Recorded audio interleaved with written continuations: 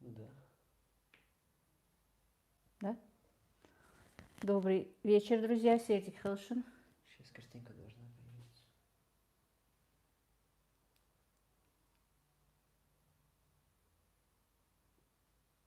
Так, скажи что-нибудь. Добрый вечер, друзья, еще раз. Кто у нас в эфире? Проверка связи, да? Микрофон работает. Так. Камеру только поправлю. Биба и Боба, всем салам. Саранж, наверное, привет.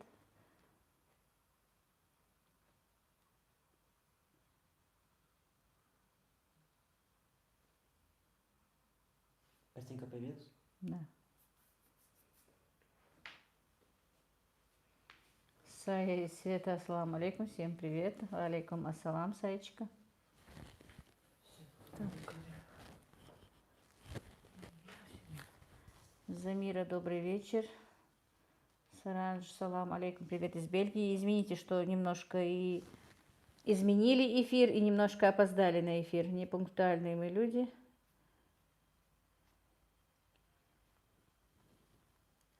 Наталья, Вера, добрый вечер. Добрый вечер.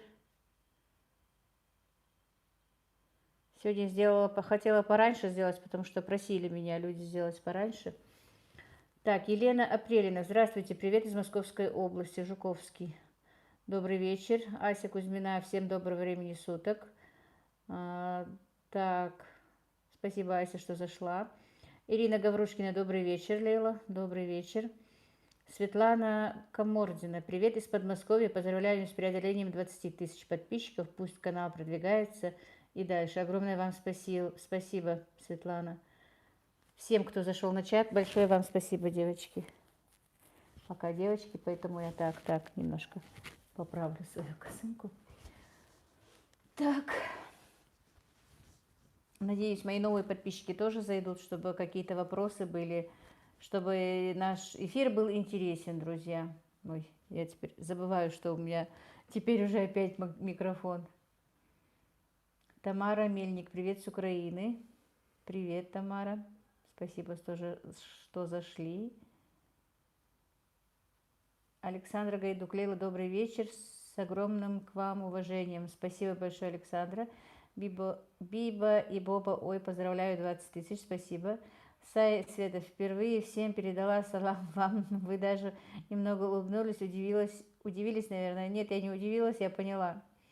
Биба и Боба, так вам подарок сделали? Нет, к сожалению. Я сегодня, знаете, своим сыновьям, как говорю, я говорю, у меня 20 тысяч подписчиков, вы должны гордиться своей мамой, что в таком возрасте я потянула YouTube, что у меня уже 20 тысяч подписчиков, а вы меня даже не поздравляете.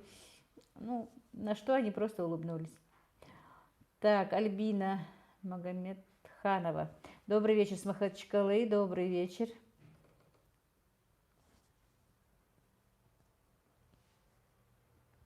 Ничего, все обещают отметить чуть-чуть попозже. Может быть, чуть-чуть попозже уже и 30 тысяч отметим. Марина Багаева, Лейла, добрый вечер. Поздравляю с 20 тысячами. Огромное вам спасибо, Марина. Спасибо. Если честно, я и не думала, что так быстро наберутся. Просто, ну, везение, наверное, уже. И вы знаете, действительно, и подписываются это доброжелательные люди. Ну, есть, конечно, некоторые комментарии, но без этого не бывает. И то они не такие уж там прям такие обидчивые, как бы. Так, Александр Гайду, как ваша коровушка? Вы знаете, Александра, я все время воюю с этой коровушкой. Никак не приходит у нее эта дойка в как бы нормальное состояние.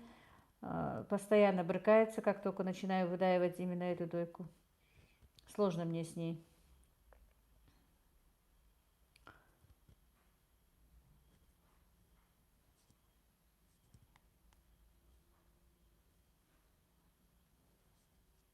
Какая, друзья, у вас погода? У нас уже чувствуется, что приближается осень. Утром и вечером холодно, а днем прям жарко-жарко. Сегодня тоже было очень жарко. Сегодня ничего не снимала. Возилась по дому и только что приготовила передачу Танзили, поэтому чуть-чуть опоздала.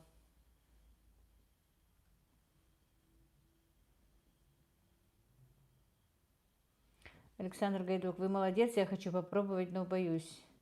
А вы не бойтесь. Так, Ася Кузьмина, Марина Багаева, так я, по-моему, пропустила, да? Екатерина Усанова, добрый вечер. Марина Багаева, Лейла, добрый вечер. Поздравляю с 20 тысячами. Спасибо большое. Ася Кузьмина, люди, давайте дружно ставить лайк. Это способствует продвижению канала. Он, правда, несет доброе и светлое. Спасибо, Ася. Я, по-моему, висну. Александр Гайдук, вы молодец. Я хочу попробовать, но боюсь. Картинки нету. Ну, у меня есть. Это просто на ноутбуке. Пробуйте, ничего страшного. Если что, подскажу. Так, Биба и Буба, повезло вашим сыновьям, и вы так старались. Сая и Света, иншаллах, в следующем году будем праздновать 50-ка, да, надеюсь. Людмила, всем привет, хорошего вечера. Спасибо, вам тоже. И привет, и хорошего вечера.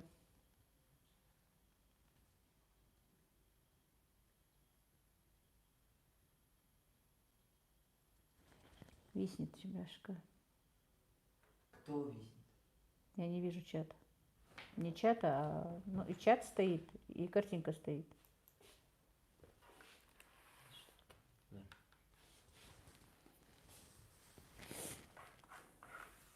Так вот, он идет. Чат идет.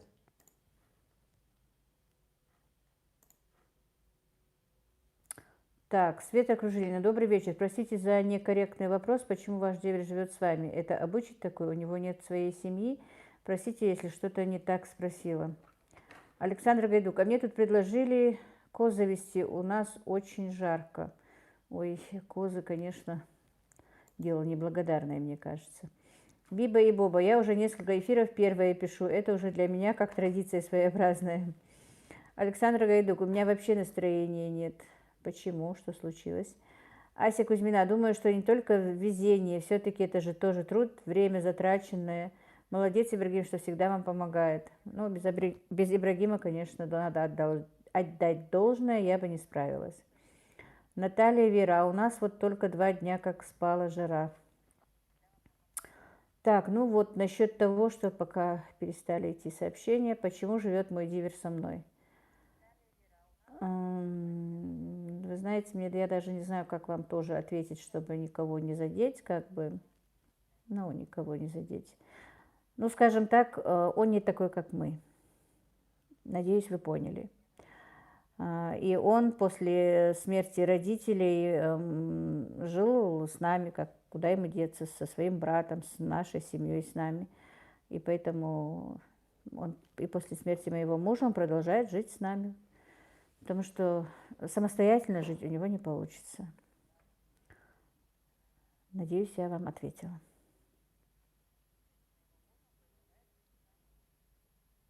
Поэтому он живет со мной. Ну, хотя он сам, ну, сможет сам за собой следить, он может куда-то поехать, он ездит к своим сестрам, помогает мне по хозяйству. Ну, вот такой он. И, если честно, очень меня любит и уважает.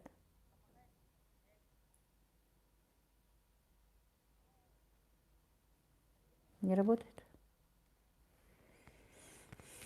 Так, у нас что-то ноутбук глючит. Чего конкретно? Так. Что-то все замолчали. 49 человек в чате, молчите. Давайте спрашивайте что-нибудь. Давай пока по телефону. Я перезагружу. Пока по телефону. Так, тебе надо будет и мой телефон на зарядку. Твой тоже скоро сдохнет, мой тоже сдохнет. А где твой? Передай. Мой вот, но зарядочная в твоем комнате, на кухне.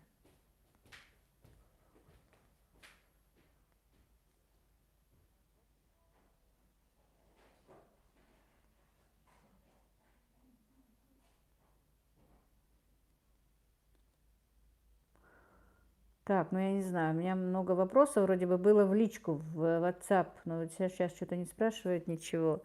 Во-первых, еще, я не знаю, может быть, еще как-то подождать, пока подойдут люди. Меня спрашивают и о том, ну, обо мне самой, чем я раньше занималась, как бы. А, Потом у меня был еще вопрос такой, работала ли я где-то, на что я ответила, что я не работала, и потом мне был дан такой ответ, друзья, что вот поэтому, потому что вы не работали, у вас нет пенсии, поэтому вам нужно подрабатывать, зарабатывать, короче, что вы заслужили, то и получили в ваше время. Но я еще, не, наверное, в принципе, да, у кого-то есть высокие пенсии, что и работали, но по нынешним расценкам я не думаю, что на нашей пенсии можно далеко пройти и что-то заработать. Что-то или не пишут, или опять завис этот чат. Я не слышу, не вижу ничего. Поэтому, друзья, у кого там какие пенсии, напишите. Много чего написали. И можете ли вы на эти пенсии жить? Нет. Да, нет, не так много. Никто не писал или писали? Писал. Давай, потому что не двигался чат у меня. Вот с моего комментария вместе. Так, да, Александр Гайдук, я с детства Что? зад просто. Что? Недоконченная фраза, по-моему. Ну да. Так, Ирина Гаврюшкина, у нас уже похолодало, Рязань. Биба и Боба, Ибрагим, привет. Биба и Боба, все есть. Так, Светлана Камортина, добрый вечер, Ибрагим. Так, это все тебе, можешь отвечать. Лексус, ассаламу алейкум, варахматуллахи баракатуху, ва алейкум ассалам. Сая и Света, многие родители даже особо в Ютубе не разбираются. Вы набрали столько подписчиков, столько стараетесь. Думаю, это заслуживает уважения. Мое мнение. Спасибо, Саечка. Так, Лексус. Я правильно читаю? Лексус же? Как ваши дела? Как у Танзилы здоровье? Спасибо. У Танзиле намного лучше. По крайней мере, она уже каждый день просит, чтобы ей что-то принесли поесть. Аппетит уже разыгрался, значит, идет на поправку. А так мы ее не видим, она в красной зоне, к ней не пускает. Буквально вот перед эфиром приготовила ей еду и отправила. Она заказывала мне, чтобы баклажаны я потушила. Эти. Вот опять огурцы свежие просила, я не послала. Малосольные огурчики. Обязательно что-то должна забыть. Так, Ангелина, добрый вечер. Очень нравится ваш канал. Всегда смотрю с удовольствием, многому учусь. Готовила сегодня пирожки по вашему рецепту. Все получилось. Мне очень приятно, когда мне пишут, что по моим рецептам что-то получается. На здоровье вам всем. Спасибо большое. Александра Гайдук. У меня кошка загуляла дома, 4 дня не было. На зов приходила, но в руки не давалась. Лидия, Сердик Хелшин, Лейла, добрый вечер всем, кто в чате. Хел Сердик, добрый вечер, Лида Мяршогольха. Рукоделие от Белки-Стрелки, Сердик Хелха, Лейла, я новый подписчик, тоже с Ингушетии. Хел Сердик, рукоделие от Белки и Стрелки. Чем ты там занимаешься? У тебя канал свой? Раз такое название. Так, Наталья Вера, у вас доброе сердце. Спасибо, Света. Я так и не знаю, значит деверь. Плохо разбираюсь в этих наименованиях. Брат мужа. Да. Повтори, а то я далеко стоял. Ну, люди знают. Ну, брат мужа моего. Они знают, кто это. Просто Саечка сегодня написала. Шурин, Шерин, она поэтому мне говорит. Я знаю, что она говорит. Здравствуйте, я новая подписчица Элиза. Добрый вечер. Спасибо, что подписались. Так, как вы помидоры маринуете? Рецепт. У меня есть на канале, как я их мариную. Ну, и так сейчас могу быстро озвучить. Просто накладываю все специи, черный перец горошком, лавровый лист, укроп, петрушку и базилик, василек, сиреневый только. Туда кладу помидоры, укроп, по-моему, я если назвала, укроп, листья хрена туда ложу. И в 3-литровую банку заливаю просто кипятком, час-полтора они стоят, выливаю этот кипяток, заново ставлю кипяток, чтобы и на банку 3 таблетки аспирина, 2 столовые ложки соли и столовая ложка сахара, иногда и 2 столовые ложки сахара, если хочу как-то чуть-чуть послаще сделать помидоры. И заливаю кипятком и закатываю, не стерилизуя. Огурцы я стерилизую. А если что, у меня есть там на канале. Ну, только прошлогодние еще. Сеймур, Сеймур, удачи вам, сестра. Спасибо. Юлия, Россия, доброго времени суток. Лейла, привет, Ибрагим. Я не опоздала. Нет, ты вовремя, Юлечка. Спасибо, что зашла. Ольга Коростылева. Лейла, добрый вечер. Смотрю вас с большим удовольствием. Здоровья вам и вашим близким. Спасибо, Ольга. Вам тоже здоровья и вашим близким тоже здоровья. И всем моим подписчикам желаю здоровья, счастья, всего-всего хорошего. Валя Чумак. Добрый вечер, Лейла. Очень нравятся ваши влоги. Я узнала очень много о вашей республике. Спасибо, Валя. Наталья Вера. Лейла, а вы разве пенсионного возраста? Ну, у меня аж 5 детей. В 50 лет же уходили. Наталья Вера. Лейла, а вы разве пенсионного... Ой, я уже прочитала. Сая и Света, а во сколько лет вы родили ваших детей? Извините, если вопрос неуместный. Просто интересно. Выключи звук моего телефона. Вот звук. Да. Он выключен. Всё. А что я слышу тогда? Не знаю. Так, Сая, я родила в 20 лет. Между Танзилой и мной ровно 20 лет. Людмила Дедов, да? Вы меня вдохновили на покупку монтоварки, я очень рада. Сая, Света, Биба и Боба, привет. Так, добрый вечер, мне еще надо дожить до пенсии. Светик, доживете. По воле Всевышнего доживете. Ася Кузьмина, это очень хорошо, что приходят новые люди, а поднять и воспитать 5 детей, это что, не труд, что ли? Просто люди вашу историю не знают, как вы работали, овощи растили, тоже нелегкий труд. Ну да, Ася. Просто она говорила, что на государственной работе.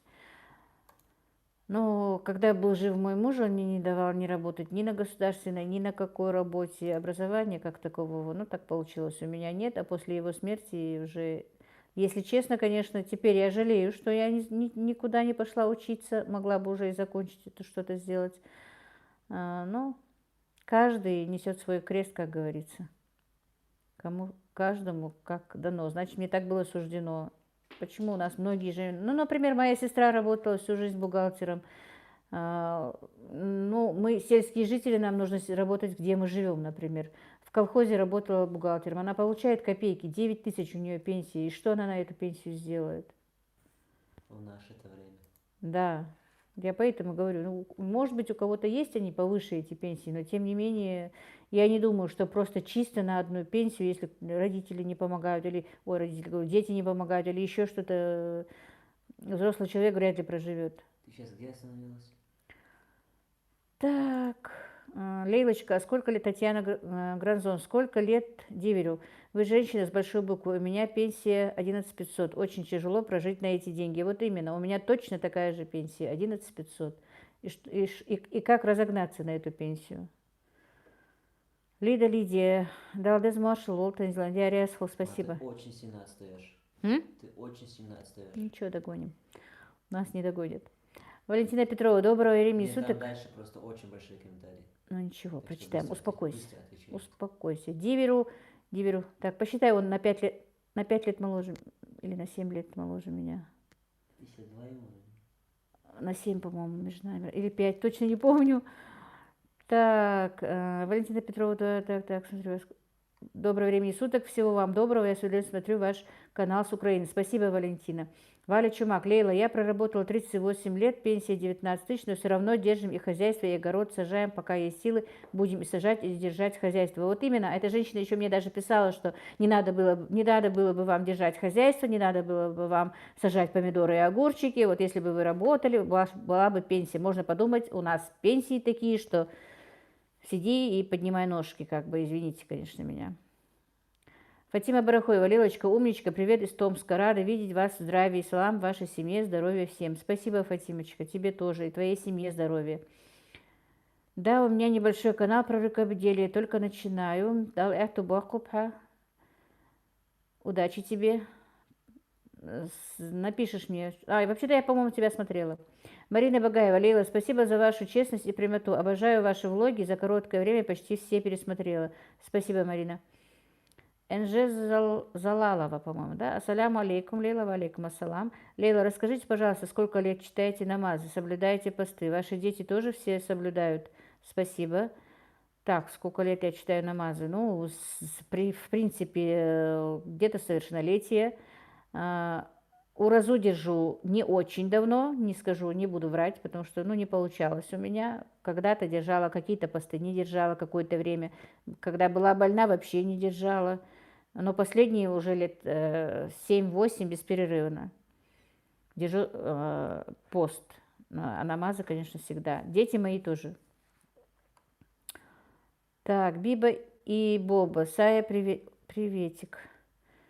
Так, Севда, добрый день, добрый день. Марина Багаева, зависаем. Биба и Боба тоже совсем забыла. Рукоделие от белых сердец. Очень нравится, как вы готовите. Здоровья вашим рукам. Спасибо. Севда, Лейла Ханум, вы очень приятные, достойные ханум. Спасибо. Биба и Боба, спасибо большое вам. Желаю, того же вам. Так, у меня пенсия 8500. Вера Колесникова, добрый день, Лейла. Случайно я вас увидела. Люблю делать салаты на зиму, но смотрю, учусь. Очень рада, поучительно. Спасибо большое, Вера. Так, Марина Багаева, я получаю пенсию по инвалидности 9400. Все, что заслужила за 25 лет стажа. Вот именно. Я даже удивилась, откуда эта женщина была, что прям вот у нее такая пенсия. Так, Седик Хелшин, АСМР ТВ. Дети, мне 13 лет, меня зовут Ася, у вас очень хороший канал, спасибо вам за то, что показываете наши традиции, рецепты, как вы успеваете следить за скотом, готовить еду и так далее. Дети, 13 лет, мне приятно, что такие молоденькие тоже девочки меня смотрят. Ну, приходится успевать, ну, мне еще и помогают, у меня же помощники есть. Вот Ибрагим мне сегодня огурчики собрал. Сидит такой красивый, в новой стрижке, довольный, готовится на учебу. Так, Раиса, правда жизни. Здравствуйте, Лейла. Недавно подписалась, хороший канал у вас, уважаю, вы работяжка. Спасибо большое, Раиса. Так, прочитаю, что как. Где? На Че, да? Да, наверное. Как вы детей таких хороших воспитали, силы вам и здоровья. Спасибо.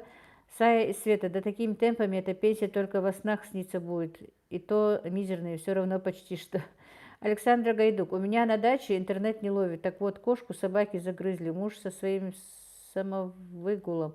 Но еще на 4 дачах кошек больше нет. Вчера всю ночь гоняли стаю со двора. Отбивали щенка и нашу собаку, теперь кот и котенок дома. Так, Татьяна, Лейла, добрый вечер. Растет ли у вас айва в саду? И как вы ее закрываете, кроме компотов и варенья? Никак. Варенье делаю, я даже компот из нее не делаю. У меня есть одно дерево, но что-то они у меня уже давно начали падать, не знаю, что с ними. Наталья Вера, а разве вы не получаете пенсию по потере кормильца? Так вы еще и многодетная мама. Ну, они у меня уже совершеннолетние, поэтому не получаю. Получала. По потере кормильца получала, пока Ибрагиму было 14 лет, получала я даже, и он получал до 18, теперь вот пойдет учиться, тоже его пенсия возобновится по потере отца до 23 лет, и мне на мою пенсию тоже, говорят, 2000 прибавят, твой телефон скоро сдохнет, подключи. Да тут я уже настроил. Может, я сюда подключу? Да. Не, я про... Все, давай. Ты настроил? Ты где сейчас? Сейчас, подожди минутку. Смотри, где ты. Айва. Наталья, Вера, а разве вы не получите... Так, это я прочитала. У бабушки 16 тысяч, но этого не хватает, помогаем. Вот, перестай дальше. Сая и Света, мой отец получает пенсию с 50 лет, и то только из-за вредности много лет сварщиком проработал. Да уж. Ася Кузьмина, Лейла, а какая средняя зарплата в Ингушетии, вообще как дела с работой вообще? Если честно сказать, в работы вообще, Ася, нет, практически. Государственной работы настолько есть образование, нет образования, как и везде у нас по России, работы практически нет. Но зарплата средняя, в принципе, Мне кажется, не больше 15 тысяч, средняя.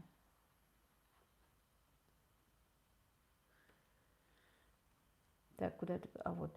Юлия Россия, Ибрагим, давай в эфир сегодня. Иди, покажись. Нет. Ну, тебя же видно все равно на съемках. Нет, я там условие дал. Какое? 600 зрителей на прямом эфире. Зайдут. Ух ты, это еще 500 зрителей нужно. Ты посмотри, какой крутой. 600 зрителей, говорит, 600 будет в это не так прямом много. эфире, и я выйду в эфир. Ну и сиди тогда там. Всю жизнь будешь там сидеть. Не, а почему? Не знаю, Может, когда у нас 600 зрителей 600 будет. это не так много. У нас Так, 300 Гурия было. Балтабаева, добрый вечер. Я поздравляю с 20 тысячами. Немного опоздала, пусть у вас только прибавляются. Спасибо большое, Гурия. Ничего не опоздали, все нормально. Биба и Боба. Ой, как мало. Я не представляю, как на эти 9 тысяч выжить можно. Думаю, поступать на высокооплачиваемую профессию, но кто-то знает, что будет завтра, и она уже будет, может быть, не востребована. Лидия, хорошие пенсии получают только слуги народа, а по сути слуги капиталистов. Раиса, правда жизни. Работаю уже 42 года, и кто проработал 25 лет... Убежал, что ли, он у меня? Да, вот. Пенсия будет одинаковая. Так что, Лила, на своем хозяйстве еще на готовке...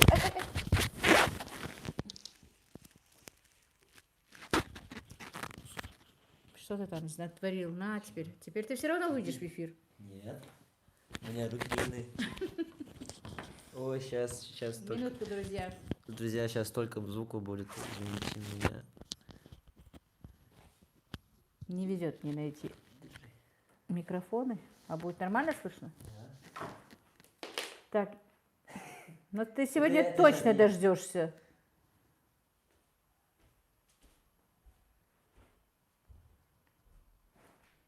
Так, Наталья Вера, без хозяйства не обойтись, это большое подспорье, вы большая молодец. Вот именно. Так, Анна Мухаммед, ассаламу алейкум, Лейла, ва алейкум ассалам. Валя Чумак, Лейла, я вроде бы не писала вам, не занимайтесь хозяйством, просто если плохо себя чувствуете, больше отдыхайте. Ну, не занимайтесь хозяйством, там было написано, вам бы не надо было заниматься хозяйством, если бы вы работали и достойно получали пенсию. Не надо было и работать, и хозяйством. Ну, вот поэтому я и пишу. Я просто в комментариях не могла это все буквально озвучить. Но дело в том, что я знаю, что работал, не работал, пенсии очень маленькие. А чисто одна квартплата какая, вы же знаете, у нас, не говоря уже о другом. В селе-то еще намного легче. А вот городским жителям вообще трудно. Практически все уходит на квартплату. Так, Танзила Индиева, всем добрый вечер. Танзила Индиева, мама, все сказали, что очень вкусно. Сахар, ага. Так, я тебе забыла свежие огурчики, может завтра пришлю. У мамы склероз. Надежда, Лейла, вы готовите все свежее каждый день или на несколько дней сразу? Никогда на несколько дней сразу дома для домашних не готовила. Даже не получается, не успеваю. В принципе, я их так, наверное, и избаловала, что они и вчерашний борщ не хотят есть. И если в обед был борщ, то вечером 100%. Уже, я, знаете, когда даже мне уже самой, когда вот есть, например, сварен на обед борщ или еще что-то, уже вечером у меня уже как-то, не знаю, вошло в это в сознание, подсознание, что это уже второй раз нельзя сегодня, по крайней мере, хотя бы ставить, и на ужин обязательно другое что-то. Может быть, на второй день я разогрею, подам, а так, в принципе, нет. И это всегда так. Ибрагим сидит, не даст соврать. Что? Что вы второй раз не хотите есть, что было приготовлено практически. Что? Пошли. Что? Я забыл. Считаешь, сколько раз ты поел? Я забыл название лепешки кукурузной. Соску. Сиско. Сиско. Я могу есть на завтрак, обед и ужин. Вот. Он любитель наш кукурузного хлеба. Вот это он действительно может есть и на завтрак, и на обед, на ужин. Покрошенный в молоко. Так.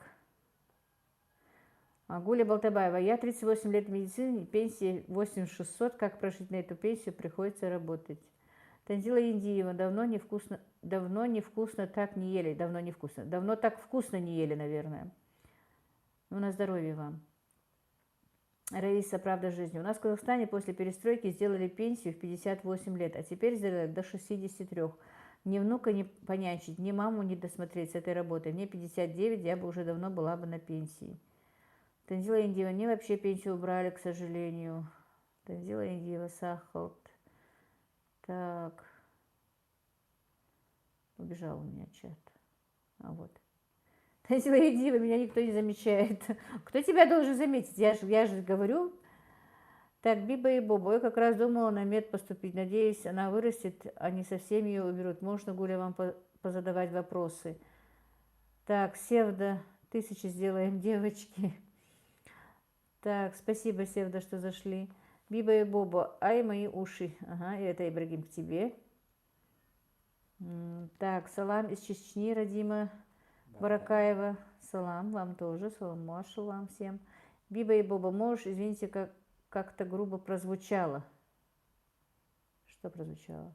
Она сказала должен, а потом сказала она может. Ася Кузьмина, Танзила, добрый вечер, поправляйся, Биба и Боба. Что, Елена Гурилиева? Здравствуйте, мои дорогие, я из Москвы, смотрю вас, мир и радость и надежду вы несете. Живите долго и счастливо. Спасибо.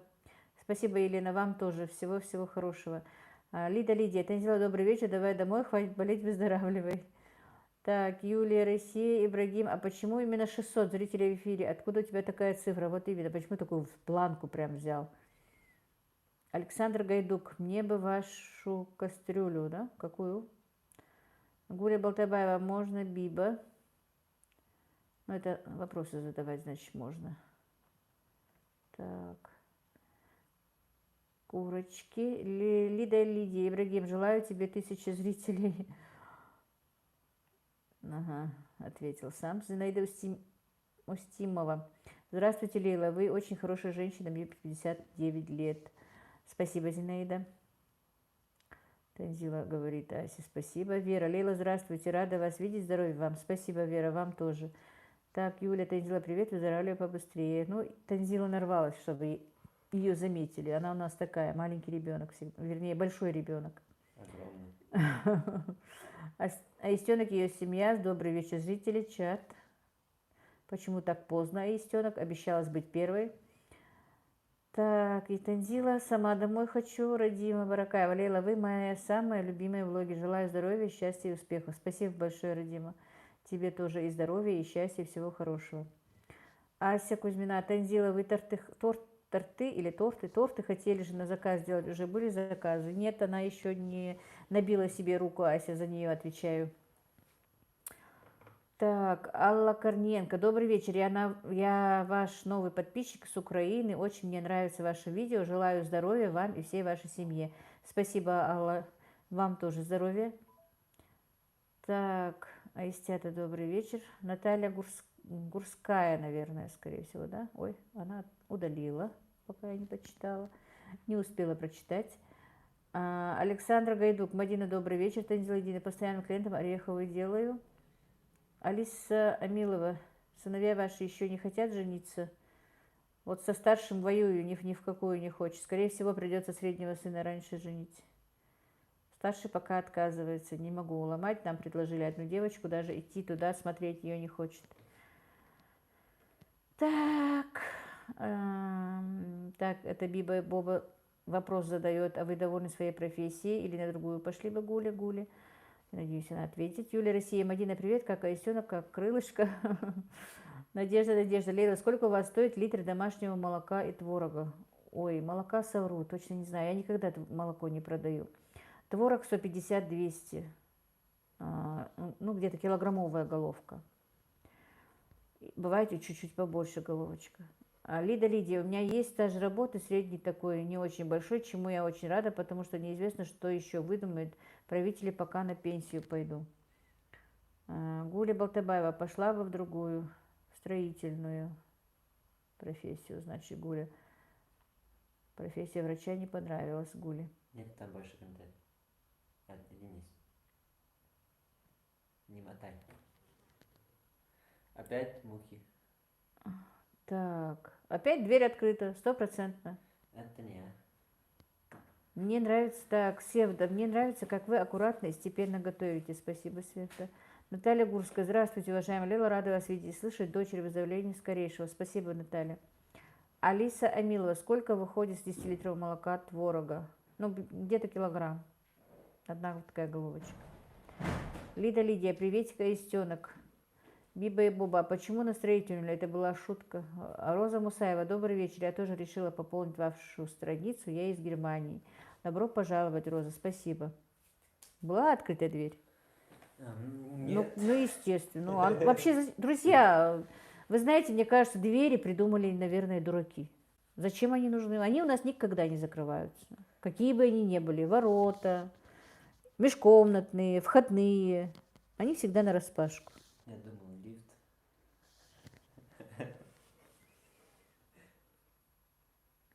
Надежда.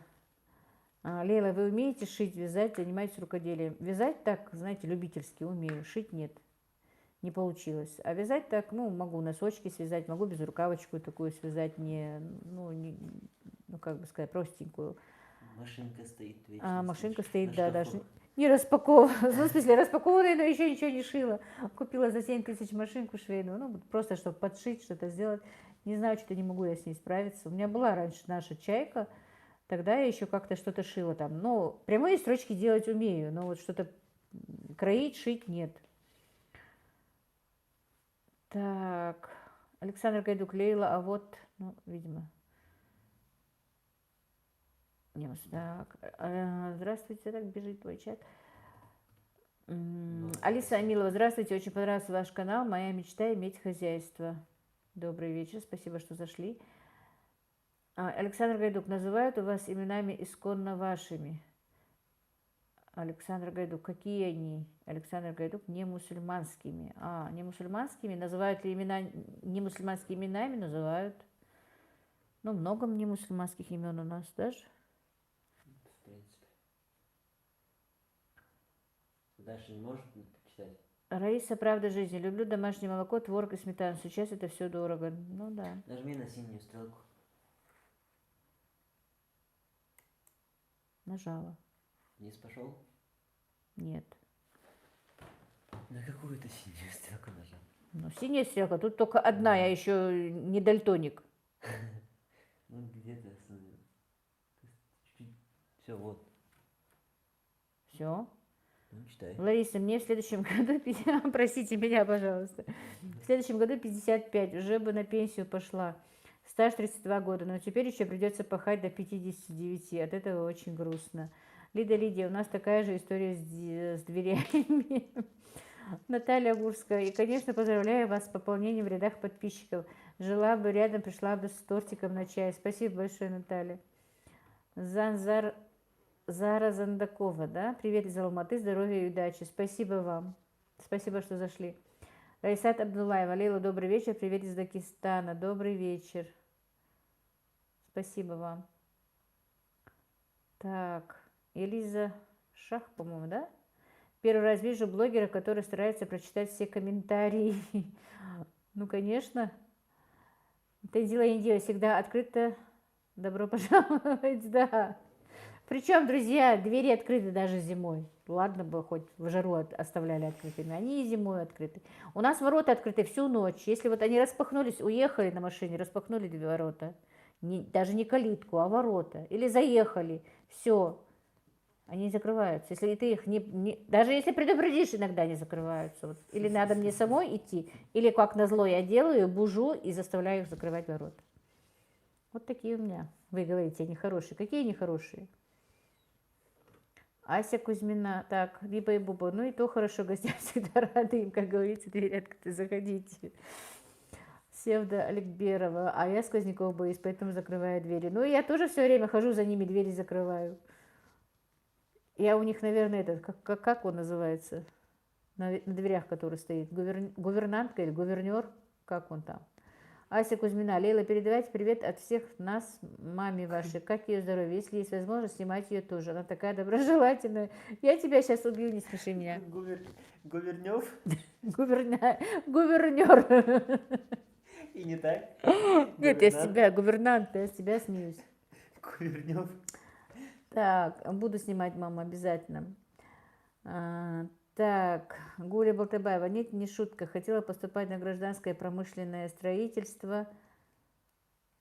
Отец не разрешил, пошла на Нет, медицинский. он убежал, я не могу прочитать. Отец не разрешил и пошла на медицинский. Но я же найти должна это ты, от того, что ты прочитал, я его не вижу. Вот он где-то тут. Вот, все нашла. Отец не разрешил, пошла в медицинский. Почему ты очень красивые костюмы вязала? Ну, детские костюмчики, да. Юлия, Россия, Лейла, у вас двери не закрывают, а у меня свет не выключается. Точно так же мама говорит, зачем свет придумали? Так, почему ты так сильно отстаешь, не знаю. Раиса, правда жизни, мухи, как шпионы летом, всегда где-нибудь да пролезут. У меня, если муха залетит, то моя кошка аж на потолок прыгает, пытается поймать. Ну, вот если одна-две хотя бы в комнате будут, они только будут им ко мне липнуть. Я не знаю, что такое. Так, Карлыгаш Турибаева, здравствуйте, здравствуйте. Лида, Лидия, Лейла, маме Соломашеву обязательно передам. Биба и Боба, мне тоже вот не разрешают, кроме меда, никуда. Хотела бы заниматься бизнесом. Светлана, Квитко, Лейла, здравствуйте. А вы заканчиваете медбизнесом, можно и с таким образованием заниматься, причем очень хорошо даже. Светлана, добрый вечер. Лейла, приятно вас видеть и слышать. Редко пишу, но смотрю и лайкаю всегда. Всех благ вам и вашим детям. Большое спасибо, Светлана.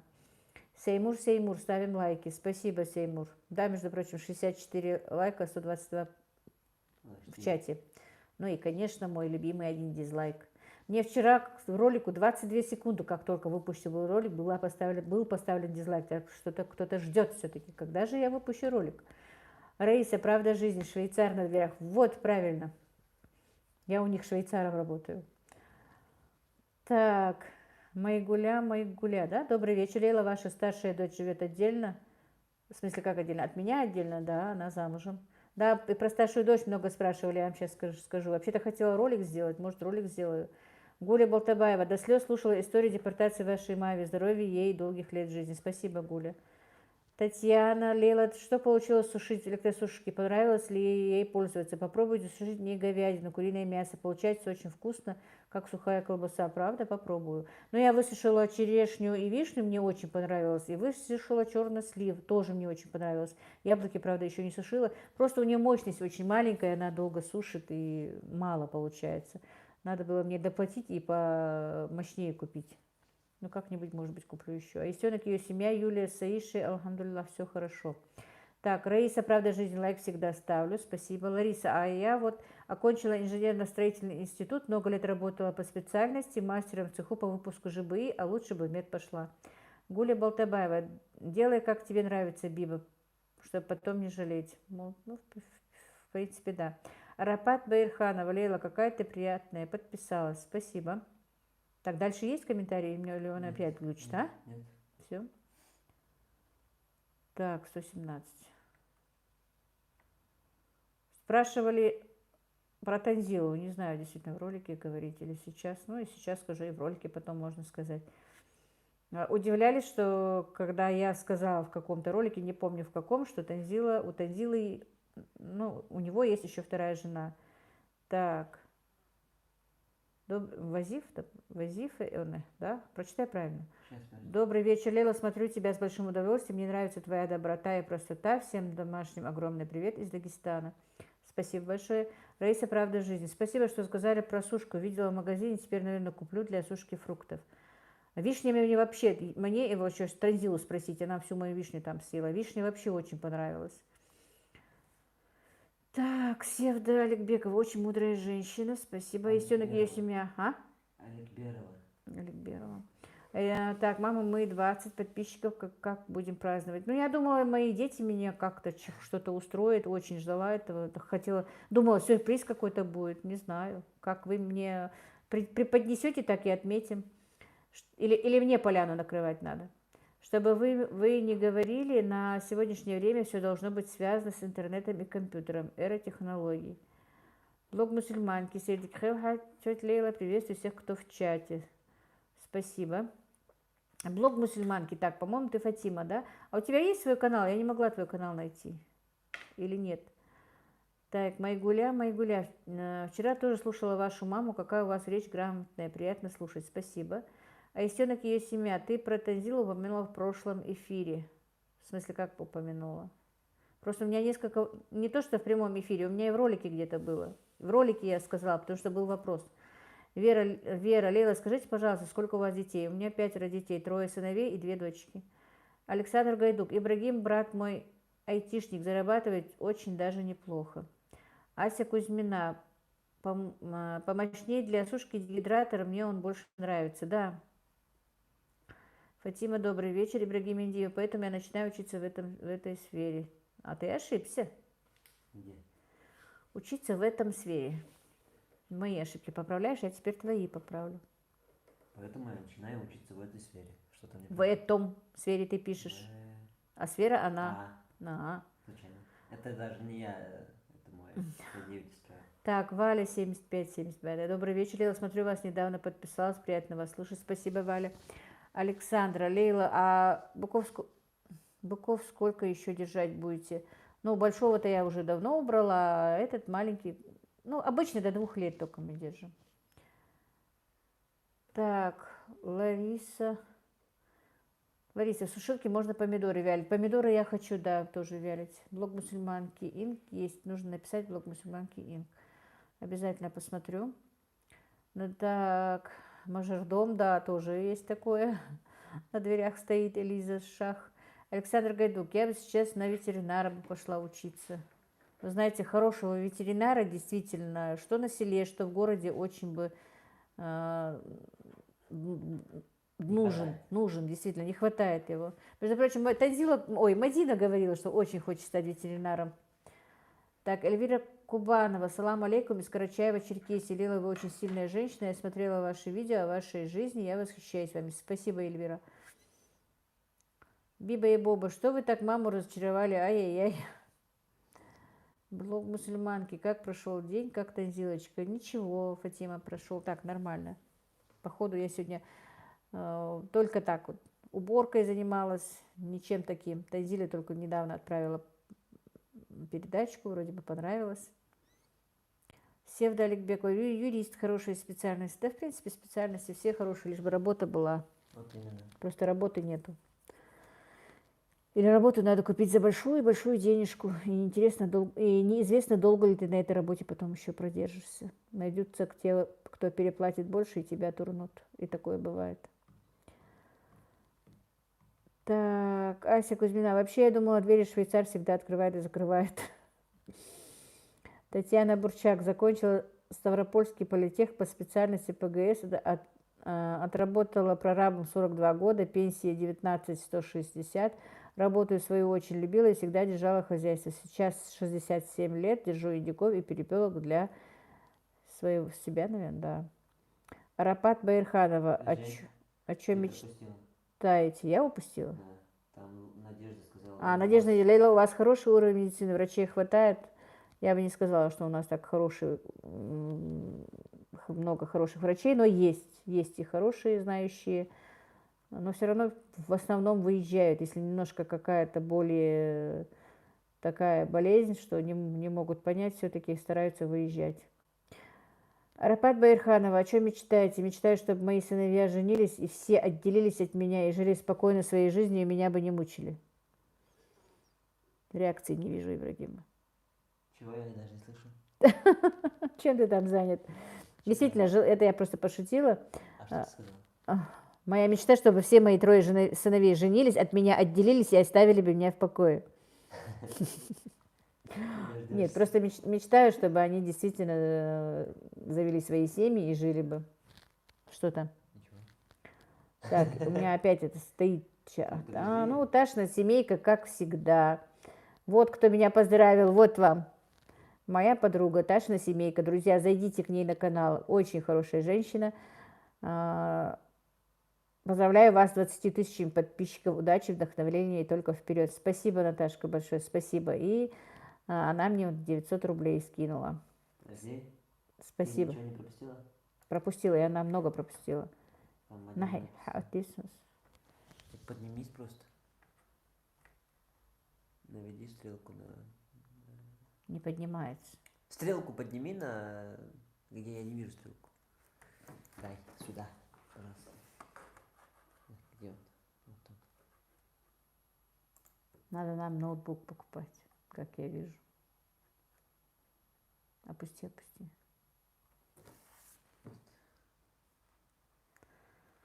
Так, Доброго Лариса, мажордом — это дворецкий, управляющий в богатом доме. На дверях стоит швейцар. Так, Аистенок. Ох, кем я только не хотела быть. И милиционером, и адвокат, и ветеринаром. В итоге я кем оказалась. Так, блог мусульманки. Я с каждым днем удивляюсь, да, Аллах, чтобы вам попалась такая же золотая невеста, как вы и ваши дочки. Спасибо, Фатима. Татьяна Фурманчук. Здравствуйте. Только что подписалась, увидев, случайно понравилось. Спасибо, Татьяна. Я надеюсь, вы со мной останетесь. Фатима, Лела Сердик Хелшиндук, я Хел Сердик. Добрый вечер. Раиса, правда жизни. Сейчас много учится в вузах, но редко работает по специальности, это верно. Елена Злобина. Лейла, здравствуйте. Вот вы сказали, что для сына присмотрели девушку, а его желание не учитывается, вдруг не нравится она. По любви женится у вас, сразу извините.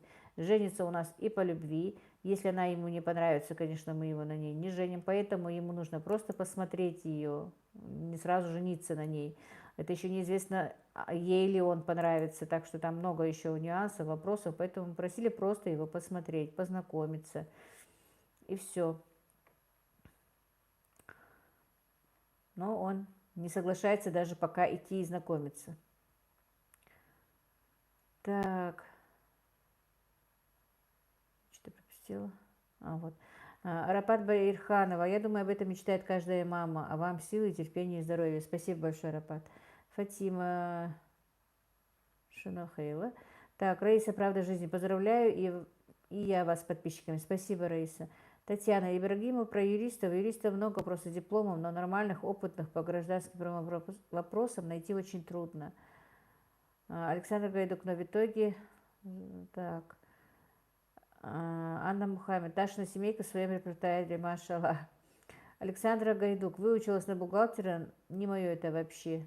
Между прочим, в принципе, меня тоже можно считать бухгалтером, потому что я 1 месяц только не доучилась в бухгалтерском училище. Так, Фатима. Поздравляю, дорогая Лила. Спасибо. Блог мусульманки. Роза Исхакова. Добрый вечер. Недавно на вашем канале. Все очень нравится. Смотрю с удовольствием. Ваша судьба напоминает судьбу моей мамы. Смотрю и плачу. Спасибо большое. Так, Энже Залалова. А сколько лет Ибрагиму? Ибрагиму скоро 19. 7 сентября будет 19. Так. Раиса, правда жизни. Попадается не золотая невеста. Лейла научит, и будет не только золотая и бриллиантовая шутка. А? Ты сейчас пропустила? Что? Саю я пропустила. Нет. Нет, я много пропустила. Ой, простите. Вот с момента Севда... Все. Биба Боба 19 вроде бы. Так, Севда Аликберова. Сейчас, чтобы хорошо устроиться, надо иметь хорошее образование, протекцию и деньги, да. Наталья Гурская. Покажите нам красивый мальчик своей мамы. Мы с тобой полюбуемся. Рамиля Усманова. Ассаламу алейкум, уважаемая сестра Лейла Ханум. Ва алейкум ассалам, Рамиля. Спасибо, что зашли. И да, Наташа, как у тебя там дела? Что-то я давно ролика твоего не вижу. Дашина семейка. Елена Тимошенко. Хорошо, что один из ваших сыновей попал на работу в «Газпром». Рада за него. Потом, может, и для другого найдется место. Ну, он просто разнорабочий, не знаю. Может, что-то и получится. Сая Света. Ой, извините, пришлось выйти. Надеюсь, немного пропустила. Немного, Саечка. Так, Раиса, правда жизни. Попадется... Не золотая, нет, вы знаете, если не попадется нормальная девочка, изменить ее невозможно. Ну, изменить можно, если она поймет, но, не знаю, я 1 раз прогорела, что сейчас боюсь даже что-то говорить. Так, как дочки нет? Вазифа, да? Лейла, поздравляю, спасибо. Анна Мухаммед. Тетя Лейла, а невеста сына должна быть тоже с Ингушетии? Желательно. С Ингушетии не знаю, но ингушка, по крайней мере, хотелось бы, а там уже как даст Всевышний, как у них написано. Так, Танзила Индия, с меня потом подарок. Танзила Индия, добрый вечер. Александр Гайдук, можно вас?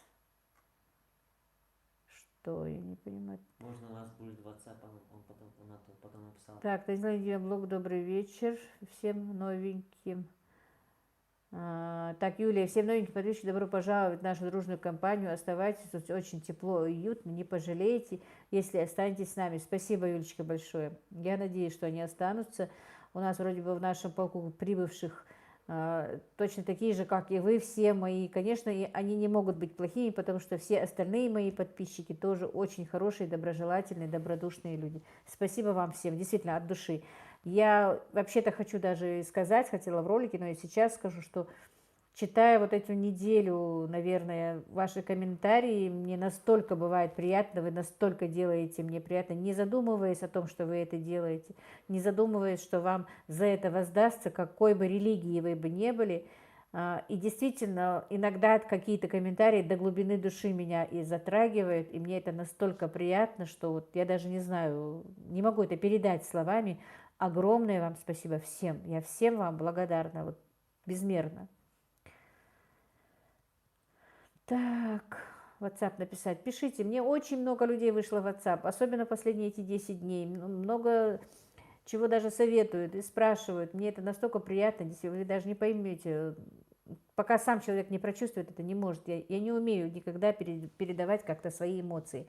У меня даже мама всегда говорила, когда была маленькая и потом, ты никогда не умеешь радоваться тому, что тебе, вот, например, она что-то купила, я свои эмоции как-то не выплескивала, ну, и все. И сейчас вот, у меня в душе вот так это все как бы все бурлит, но высказать я этого не могу. Так, Татьяна. Как называется сорт ваших засолочных огурцов? Феникс 640. Для засолки он самый лучший. Сая, Света, Раиса, я сама сейчас готова быть невесткой, но только медная, к сожалению, шучу. Так, не поняла, Саечка, что такое медная. Ибрагим, он у меня опять что-то виснет. Тоже мне ваш блогер, видите, даже с ноутбуком справиться не может. Иди вверх. Так, он убегает уже.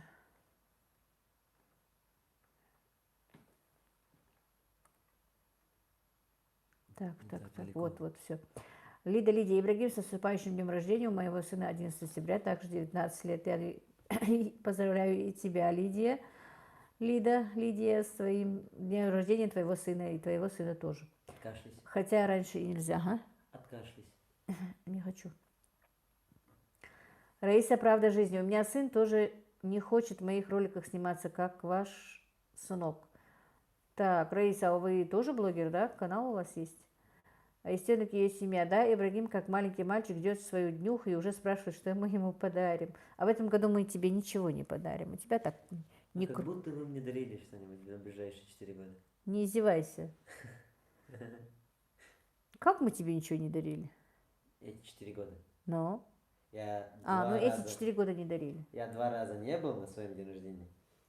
2 раза мы не дарили ничего. Ну, эти 4 года ты знаешь, почему мы не дарили. Успокойся. А я не прошу. Что я прошу? Но мы все равно стол накрывали по-любому, если подарок не дарили. Я ничего не говорю. Валентина Рита, добрый вечер. Я поздравляю с 20 тысячами подписчиков. Спасибо, Валечка, спасибо, что зашла на эфир. Как у тебя дела? Как твое там настроение? Так, Сая, Света, Истенок, ее семья. Я вообще за полгода до дня рождения уже сказала, какой подарок хочу, и получила его. Но у нас просто эти 4 года затруднительное положение, поэтому мы старались не дарить никому там из близких подарки, делать какие-то большие покупки. Поэтому просто накрывали на стол. Всем, причем не только Ибрагиму. Ну, внуку все равно, правда, покупался всегда телефон. Уже 2 раза же мы ему купили телефон. Расулу, по-моему, 2 раза. У внука тоже у тебя 7-го, у него 4-го. 4 сентября у Расула день рождения. У тебя 7-го. Так, Александр Гайдук проработала, на больше меня не хватило. Так. Что есть? Что я пропустила в прошлом ролике? Не то, чтобы ты пропустила, ты сказала? Много. Прочитать надо. Пропустила? Ты где? Проработал, вам на больше меня хватит, Ачери. Риттер. Валентина, добрый вечер. Что? Я ничего не пропускала. Нет, я ничего не пропустила. Ты очень много что пропустила. А почему ты мне даешь пропускать? Давай быстрее. Так ты читаешь, ты говоришь, вот с этого момента. Подожди. Вот отсюда вот читай вниз. Так, Розалина Розетта, добрый вечер. Огромный привет вам, вашей семье из Москвы. Спасибо вам. Добрый вечер вам тоже. Мадока Лейла Сердик Хелшин, очень рада за вас, поздравляю. Духяхил Хахел Сердик, добрый вечер, спасибо. Лейла Алиева, 7, добрый вечер из Баку. Я, по-моему, правильно прочитала? Лейла Алиева, да? Ибрашка, я правильно читаю? Спасибо. Татьяна Фурманчук, спасибо. Раиса, правда жизни. А мне папа в молодости моей говорил, мне папа в молодости моей говорил, Рая, улыбайся, а то сильный вид серьезный. Никто не женится, если будешь с таким лицом ходить. Папа уже... Убери этот ноутбук уже. Ну, давай тогда. Мучаюсь я с этим ноутбуком.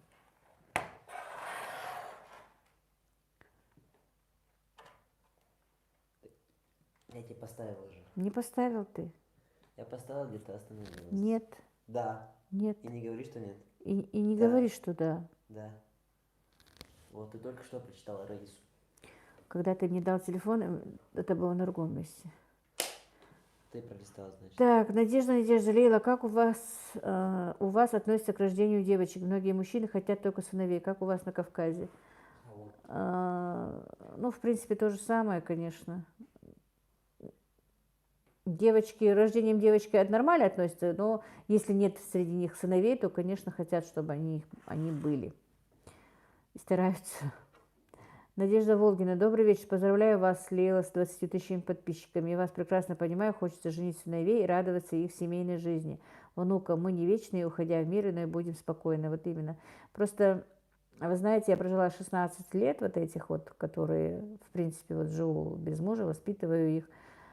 Стараюсь дойти до какой-то точки, чтобы именно действительно жила ради них, для них, чтобы они устроились, чтобы они обустроились, чтобы они что-то имели в своей жизни. И действительно хочется это увидеть в моей жизни, чтобы я увидела, что они устроены, что в принципе моя жизнь не прожита зря. Поэтому вот такое вот у меня желание. Арапат Байрханова. Есть ли у тебя братья и сестры? Интересно, сколько вас и чем занимаются? Есть, у меня есть одна сестра, и теперь уже один брат. А было у нас 2 брата и 2 сестры. Один брат у меня в декабре умер. Биба и Боба, привет вам из Баку, я очень хочу вернуться туда. Так, Роза Аушева, салам маршал из Финляндии. Тебе тоже, Роза, салам маршал. Лидия Колтунова, добрый вечер, Лейла и Ибрагим. Лейла подписалась на канал вашей дочери, посмотрела несколько роликов ее и еще буду смотреть. Спасибо, Лидия. Севда Ликберова, как интересно на ингушском языке читать будем учить. Раиса, правда жизни, да, есть свой канал, живу в Алма-Ате. Он так и называется, да, Раиса, правда жизни? Надо будет посмотреть. Лидия, а истенок таких подарков мне тоже не жалко. Сая Света, Раиса, да, золотой мне далеко вообще и бриллиантовый молчу. Золотая невестка, это ближе к 30 годам. Лидия, Баркалела, пусть все будет хорошо, да, Эндали, да.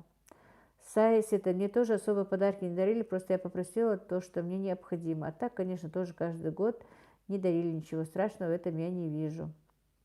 Просто у нас Ибрагим любимчик в семье, и с его рождения, каждый день его рождения, еще когда был жив отец, отмечалось прям как будто бы это единственный ребенок, даже не то что в семье, а во всей фамилии, наверное. Потому что отец его очень сильно любил, потом после смерти его мы также его начали превозносить и любить, и бабушка вообще в нем души и тогда не чаяла, и сейчас не чает, и поэтому ему странно, что последние 4 года ему ничего не дарили, но жизнь меняется. Так, Рукия, наверное, да, я плохо читаю на английском. Салам алейкум, Лейла, как дела? Ибрагим вышел просто. Так, желаю тебе и вашей семье счастья, здоровья. Амин. Амин. Спасибо большое. Валейкум ассалам. Прочитала вроде бы. Так, Лидия Колтунова, Мадина здоровается с ней. Говорит спасибо. Так, Биба и Боба, да, правильно прочитала Алиева. Биба и Боба. У меня также мама говорит, что я ничему не довольна, а я просто не могу показать свои эмоции. Вот именно, вот, ну, конечно, когда мне покупали что-то, в принципе, я тоже выросла, как и Ибрагимчик, любимым ребенком, потому что была намного младше своих братьев и сестер, сказала, сестры. И покупалось мне, конечно, всегда, и ревновали ко мне мои, моя сестра и братья, но тем не менее, вот не могла я вот свои эмоции высказать маме. Надежда, Тюмень. Добрый вечер из Тюмени. Приятно с вами познакомиться. И хочу сказать, у меня старший брат, я не полностью ответила. Старший мой брат живет в Москве, в Подмосковье, с семьей. У него 2 сына и дочка. Сын и дочка, ну, уже дочка замужем, сын женат, а младшенький не женат. Сестра живет здесь, в Осетии рядом. У нее 2 сына, оба уже женаты. Она на 13 лет старше меня, старший брат на 9 лет, и второй брат был на 7 лет старше меня. Александр Гайдук, просто у вас и так времени нет, а так хочется вам написать в WhatsApp, вы замечательный человек. Пишите, Александра, я найду время ответить. Сая и Света, Биба и Боба, я тоже особо эмоций не показывала, особенно пару лет назад, и мама всегда ругалась, а мне просто не хотелось обременять их своими проблемами. Биба и Боба, да, также. Александр Гайдук, Надежда, Тюмень, привет, землячки. Надежда Гладких, доброй ночи, Лила, привет из Томска, поздравляю с 20 тысячами. Спасибо большое. Друзья, я сегодня пораньше сделала эфир, потому что с Казахстана, с Сибири, с севера, у них у всех время позднее, поэтому меня просили, чтобы я чуть-чуть пораньше сделала эфир. Надежда Марченко, добрый вечер, Лила, поздравляю с 20 тысячами подписчиков, привет из Ставрополя, от души желаю хороших и позитивных подписчиков. Спасибо большое, Надежда. Биба и Боба, не хочется говорить о своих проблемах или что-то еще, вот они что-то подарят, а я просто без эмоций. Татьяна Шарина, добрый вечер всем. Добрый вечер, Татьяна. Светлана, да, Лила, когда у детей все хорошо, то мы счастливы, да. Надежда, привет из Татарстана, я восхищаюсь вами, здоровья вам и вашей семье. Спасибо, Надежда. Так, Аистенок, проверяем лайки. Александра, я попросила родителей на день рождения подарить теплицу, а мужу подарю бензопилу. Так, Анастасия Снегирь, добрый вечер, Лила. А как у вас принято, когда сын женится, только к себе в дом приводит жену, да? Танзила Яндиева, может жить и с родителями. Ну, в смысле, она имеет в виду к ним же, к жене же у нас не уходит, по-моему, так, я правильно поняла вопрос? Марфа Фролова, я сегодня подписалась на ваш канал. Добро пожаловать, Марфа, надеюсь, вы с нами останетесь. Арапат Байрханова, так хочется научиться готовить много, как ты, но я боюсь. Ничего не надо бояться, надо просто готовить. Несколько раз приготовить и получится одно и то же блюдо. Если сразу не получится, то ничего страшного. Надежда Тимелила, а вы в каком городе или поселке живете? Так, ну, я живу в селе Кантышево, называется такое, в Ингушетии, пригород Назрани, рядом с Назранью совсем. Город Назрань рядом у нас. Сая из Света. Завидно Ибрагиму, я хоть и единственная, но не избалованная. Родители не умели просто баловать сильно и не могли. Есть доля эгоизма, конечно, но это проходит. Лидия, за это тебе отдельное спасибо. Я сейчас в Казахстане и с Россией 3 часа разницы. Биба и Боба, Марфа, такое интересное имя, да, старинное имя как бы. Александра, у меня муж, наоборот, дочку хочет, я сына, но пока не время, только купили жилье, надо обустроить и воду в дом завести, и отопление. А сколько вам лет, Александра? Света, уходить к жене, это вообще как нонсенс вообще в обществе России, мне кажется. Нет, почему? У нас много уходит в России, никакого нонсенса. Саечка, я тебе скажу.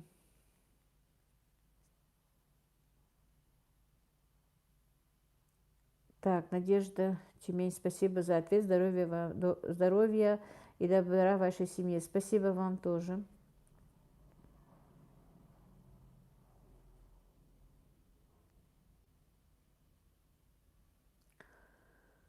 Так, Биба и Боба чат стоит. Да, я даже проверила. Вроде бы 135 человек в чате.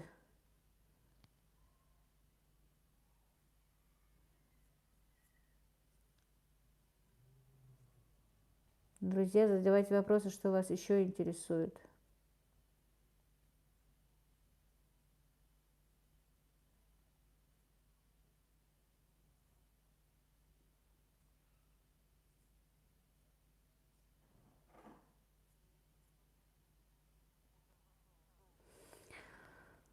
Арапат Баирханова, какая у тебя профессия? Домохозяйка, получается, училась на бухгалтера, а так никакой профессии.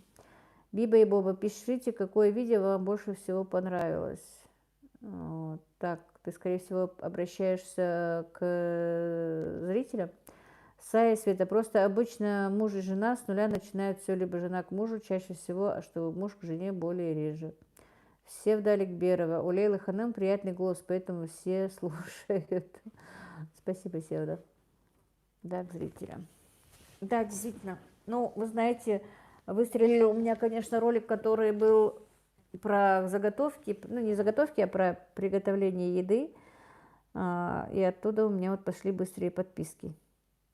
Марфа Фролова. Посмотрела несколько выпусков, понравилась ваша сдержанность и размеренность. Спасибо большое, Марфа. Надежда. А у моего сына дочка. Говорит, если второго рожать, то только дочь. А по мне лишь бы детки были здоровы. Сижу, смотрю вас и танковый биатлон. По большому счету, действительно, друзья, вот увидев у кого-то больного ребенка, мне кажется, никогда в жизни нельзя сказать, что вот девочка или мальчик, лишь бы были здоровы. Это самое главное. А раз Всевышний дал или девочек, или мальчиков, или то и другое, значит, так и суждено, что бы мы там ни говорили. Таисия Карпова. Добрый вечер вам. Вроде поругались за двери, а глаза улыбаются. Марина Жуклеева, вы умница, ручки золотые. Спасибо, Марина. Арапат. Мне все видео с Лейлой нравятся. И готовка, и разговор, ну все приятное, Лейла. Спасибо. Севда Аликберова. Ролик про 50 кур – это огонь. Как я переживала за эти куры, вы не представляете. Биба и Боба. Мне видео со свадьбы очень понравилось. Невеста как красивая, ее платье нечто до сих пор у меня в памяти. И Танзила вчера мне ну, голосовое прислала в WhatsApp, говорит, мама, говорит, мне говорит, мои заказчики что сказали, что у твоей мамы куры намного красивее. Жалко, что малиновое варенье нельзя открыть. Ибрагим, перестань.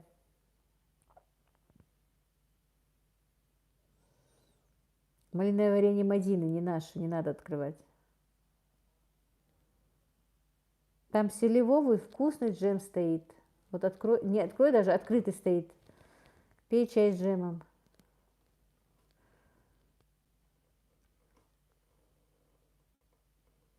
Так, Надежда, говорят, если рождается дочь, то это комплимент от Бога, а если мальчик, то для защиты.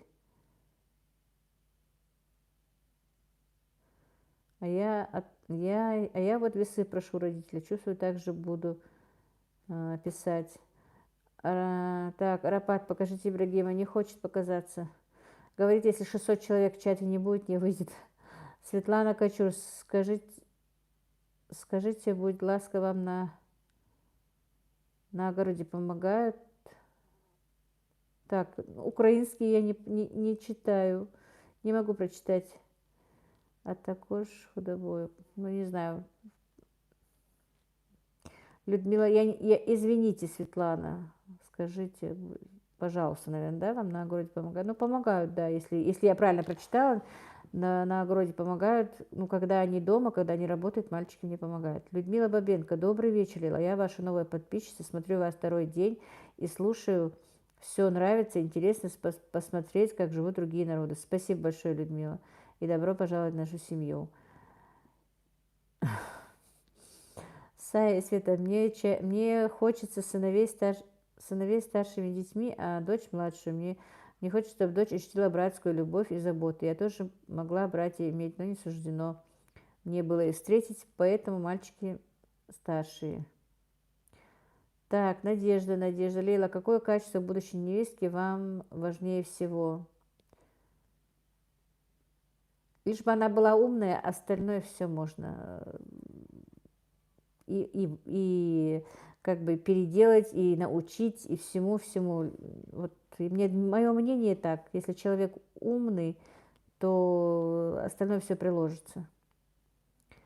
Сая, Света, конечно, главное, чтобы были здоровыми. Севда, а сколько внуков у вас? У меня 3. У старшей дочки 1 сын, а у младшей сын и дочка.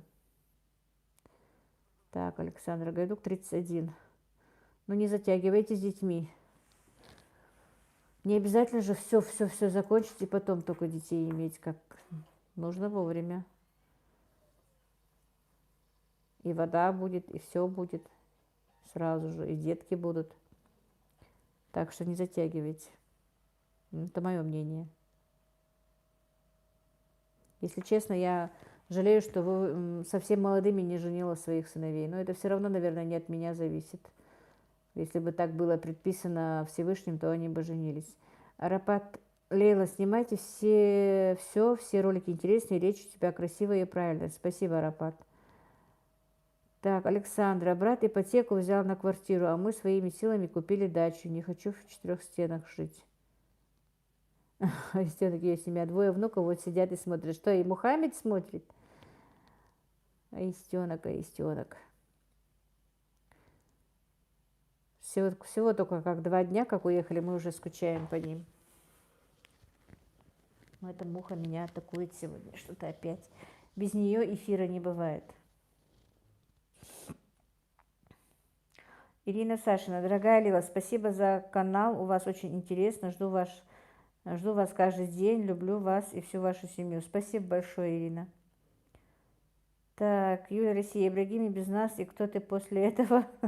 Вот именно, убежал чай пить. Мамина дочка, здравствуйте, тетя Лила. Я все ищу рецепт сыра, у вас найти не могу. У меня есть рецепт сыра, и 2-3 раза даже, по-моему, показывала. Так, Аистенок, да, только проснулся и смотрит. Ну, у меня обычный сыр просто брынзы, ну, типа рассольного брынзы. Моська в студию, да? Ибрагим, что ты делаешь? Его не будет, а его не будет видно. А ты наверное, возьми. Ой, старый наш. Видно вам? Видно? Ну вот он. Котяра старый. Ну, Ибрагим, убери его теперь. Так, Екатерина Усанова. Понравились ролики со свадьбы. Очень интересно, как у вас проходят праздники. Он сейчас тебе все свалит. Минус камера. Сая и Света очень... Ну, Ибрагим, ты даешь. Убери его. Очень хотелось бы такую свекровь, как вы. Раньше вообще думала, свекрови все плохие, а вы изменили мое мнение. Аж замуж захотелось только ради такой свекрови. Лидия, Лейла, откуда вы черпаете силы? У меня такая апатия после смерти мужа. Завтра еду в деревню, где дача. И заранее грустно. Надежда, умные дитяти 2 маток сосет. Если невестка любит сына, то хотя бы проявляла бы уважение к той женщине, которая родила для нее мужа. Но это не все понимают, по-моему. Сая и Света, я в хорошем смысле имею в виду. Понятно. Татьяна Шарина. Моему сыну 32 года, очень надежный и порядочный парень, но жениться не хочет. Говорит, рано, а я боюсь, что дальше будет поздно. Хочется внуков от него. Не рано, 32, конечно, не рано. Но вот моему тоже 31, и никак вот не могу, ну, он уже был женат просто 2 месяца. Не знаю, что-то не хочет ни в какую. Скорее всего, свадьба будет у 2, как я думаю. Лариса С, да, Лейла, смотрю, некоторых блогеров ингушские, чеченские говорят, что у невесты должна быть приданым шуба, норковые кольца с бриллиантами, дорогая косметика, тогда неужели в этом смысл и счастье? Конечно, нет, не должно быть, это не обязательно, но раз там у нас еще, знаете как, живем в обществе, вот у нее не было, у нее есть эти разговоры, но это не обязательно. Ну, везут просто, чтобы не сказали, что невеста не привезла шубы, что у невесты не было бриллиантов. А по идее и не надо было бы этого делать, потому что не все себе это могут позволить. Потом после свадьбы долго расплачиваются с долгами. Но пока так. Не знаю, как будет потом. Мы тоже. Мадина, например, моя не любила шубу, но купили. И практически не одевает ее, вон у меня висит. И так у многих.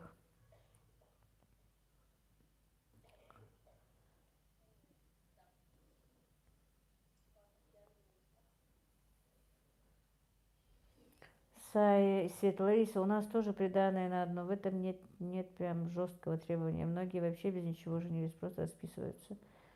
Александра, блин, опять собаки разлаялись. Одна дома, выходить не буду. Страшно, мои кошки дома. Лейла, а у вас бывают бездомные собаки в селе? Я пока жила в городе, таких проблем не было. У нас была такая проблема, но уже давно нет. Я не знаю почему, но нет давно. Во-первых, здесь новостройки, наверное, пока как только люди больше стали жить, или в этом плане они исчезли. У нас было очень тоже много собак бездомных. Вот, Мадина говорит, лучше бы пуховик купила хороший. Ну, вот именно. Мадина вообще терпеть не могла шубу, но вот мы ее заставили купить, 150 тысяч за нее заплатили, и практически она ее не носит.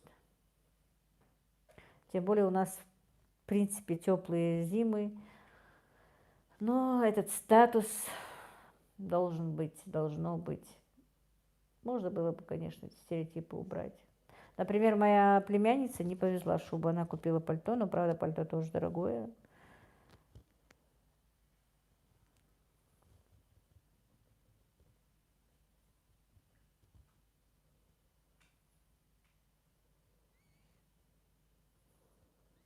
Да, Ибрагим, ты в чат, конечно, не выйдешь. Чего? Ты в чат, говорю, не выйдешь. В смысле? Ну, Зрители? да. Ну так это не сегодня, не завтра.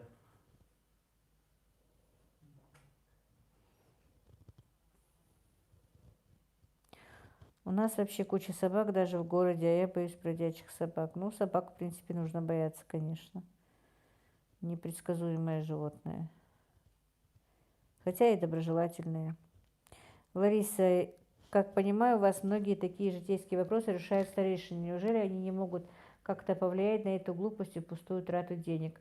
Вы знаете, они бы с удовольствием хотели бы на это повлиять, но, в принципе, нас, женщин, же не остановить. Мы все равно как-то все равно делаем по-своему. Много-много раз старались облегчить именно на свадьбах наши старейшины, но практически как-то все-таки обходят на женщины эти законы, эти их старания. Так, соседский пес Алабай считает меня вторым хозяином, если только не первым.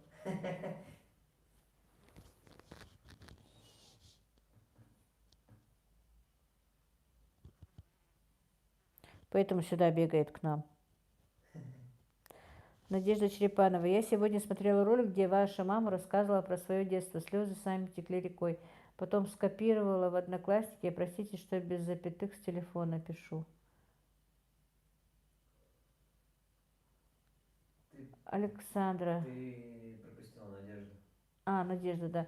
Когда мы женились, вообще начинали с нуля и ничего, прожили 31 год до смерти супруга. Дети женились тоже, расписались и поехали отдыхать. Да это сейчас, в принципе, знаете, действительно пустая трата денег. Покупаются эти наряды, эти платья, это обувь, которая стоит практически. Действительно, Мадина моя 16 пар обуви замуж взяла. Там, я не знаю, сколько было одежды, которую практически она не успела одеть, потому что сразу была в положении, поправилась, пока она родила, пока то, мода меняется, но все равно вот эти вот вещи-то везут и везут, не знаю почему, хотя я сама такая же, потому что вот скажут, ой, вот их невестка ничего не привезла.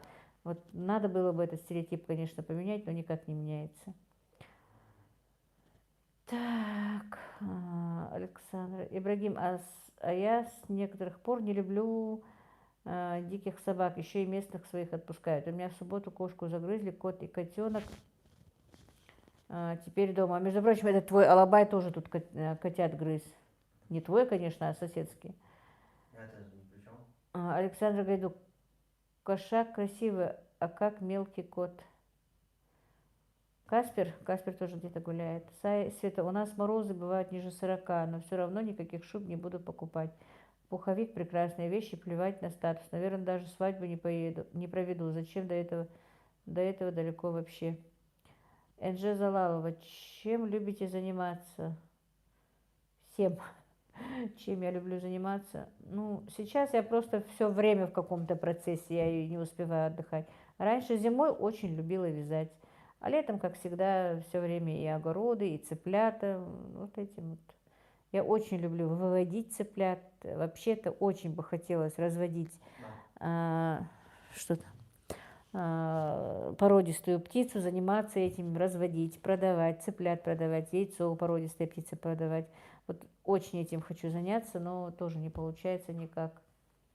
Лаура, добрый вечер, господа и дамы, добрый вечер. Спасибо, Лаура, что зашли. Наталья Шевченко, такая же история у нас в Казахстане. Лезут в кредиты, покупают шубу и золото. Да. Так, значит, да? У нас второй день прохладно, балдеем после такой жары. Но у нас тоже жарко днем, но все равно не так уже. А вечер и утро уже хорошенечко прохладно так. Ну, осенняя такая погода. Вечера и утром холодно, а днем прям солнышко. Надежда, Лейла, почему у вас не танцуют на свадьбах? Смотрю чеченские свадьбы, и там очень красиво танцуют лезгинку. Ну, у нас, в принципе, танцуют, но крайне редко. Крайне редко. Вот, танцуют. Раньше вообще хорошо так, не обязательно прям на свадьбе раньше танцевали. Вот когда невесту, Ибрагим, успокойся, пожалуйста. Когда невесту поводу водили, вот тогда у нас устраивали танцы. Но сейчас в основном поводу тоже не водят. Почему-то вот именно этот обряд убрали, а мне очень нравился этот обряд, что невесту водили поводу. Лаура, поздравляю с 20 тысячами подписчиков. Обмыть надо, да. Александра Гайдук, Лейла, просто детям хочется дать лучшее. Мы год по квартирам мотались, даже жили в частном доме, снимали. И с маленькими детьми это было бы тяжело. Ничего страшного, Александра, ничего страшного. То, что съемная квартира, это ничего не значит. А пока вы там определитесь, пока то время-то уйдет. Если вы совсем молоденькие, я понимаю. А у вас уже все, пора. Не затягивайте, как говорится. Да только шуба 150 тысяч, а сколько обычная приданое обходится? Ну, кругленькая сумма, Саечка. У меня, в общем, в принципе, полностью вся свадьба Мадины обошлась около 1 миллиона. Ну, вместе со свадьбой. Александра Гайдук, я тоже шубы не люблю, они тяжелые, пуховики мои. Сая, Света, интересно, сколько денег вообще на свадьбу уходит у вас? Вот я тебе озвучила. От 500 и до, не знаю, до какой суммы. Бесконечность. Да.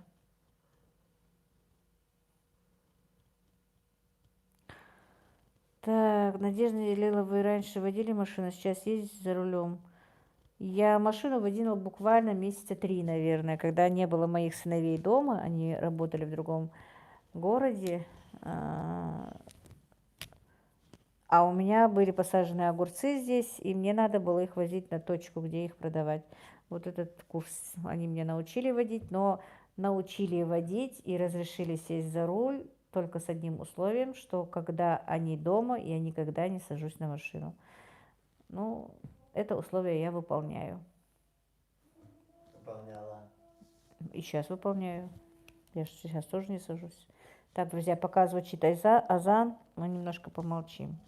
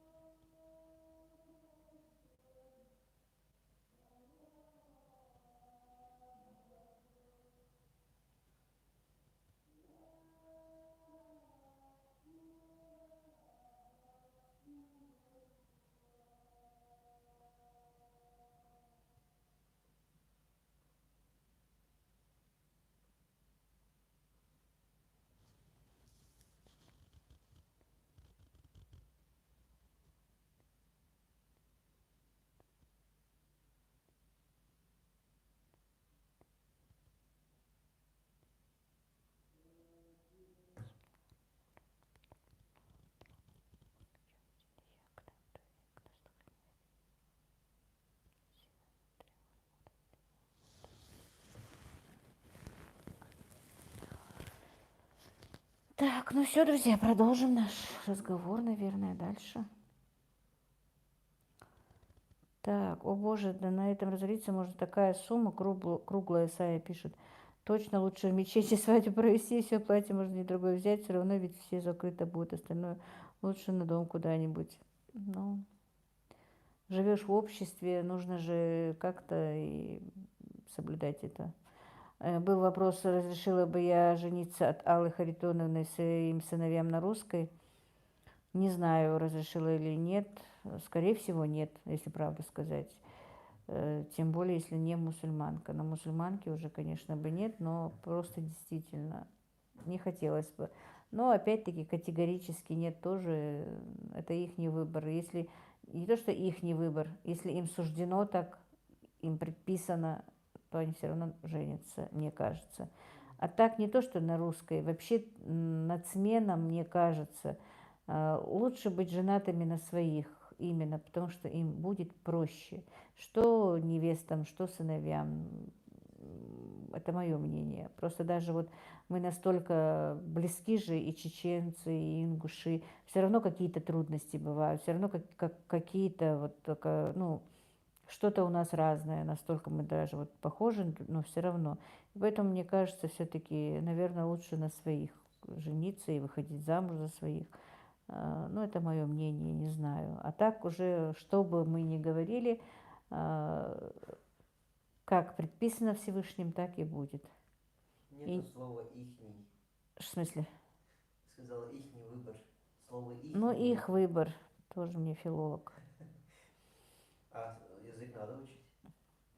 Ну, спасибо. Так. Кстати, нету слова нету. Ибрагим, успокойся. Надежда Гладких. Когда моя мама выходила замуж за папу, у нее был сундук с приданым. Мама у меня чувашка. Вот этот сундук привезла с собой в Сибирь. Да, раньше были сундуки. Надежда, Лейла, вы часто едете к брату в Москву или он к вам? Нет, не часто, очень редко. И я туда очень крайне редко, и он крайне. Он вообще за 8 лет, по-моему, один раз только приехал. Севда Аликбеков, сейчас уже время намаза. Да, ну, последний намаз можно сделать и попозже, ничего страшного в этом нет, как бы. Ну, вовремя сделать, конечно, тоже хорошо. Не то чтобы ничего страшного. Перед сном его делать обычно. Да, не возбраняется. Тамара Мельник, извините за вопрос, сколько вам лет, и еще ваш рубль такой же, как и в России, да, мне 54 года, у нас все как в России, и рубль, и все. Мы России просто, россияне, получается. У нас просто республика. Сара, я проработала учителем 34 года без единого перерыва. Пенсия моя 9300. Как прожить на нее? Вот именно, я не знаю, как на эти пенсии проживать. Лаура, Ибрагим делает правильное замечание, филолог, доцент, да. Венера Попкова, Ибрагим ждет. Юлия Россия стала замечать за собой, что азан слушаю спокойно, даже нравится. А вот от церковного перезвона бегу и уши закрываю, прям как черт от ладана. Не знаю, почему так. Не знаю, Юлечка.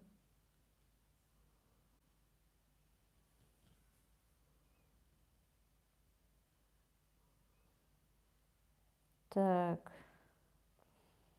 Сельминаз Вагабова. Добрый вечер, Лила. Добрый вечер. Спасибо, что зашли. Августина. Добрый вечер, тетя Лила. Хорошего общения. Добрый вечер. Забедат, по-моему, я не ошиблась, я не забыла. Добрый вечер.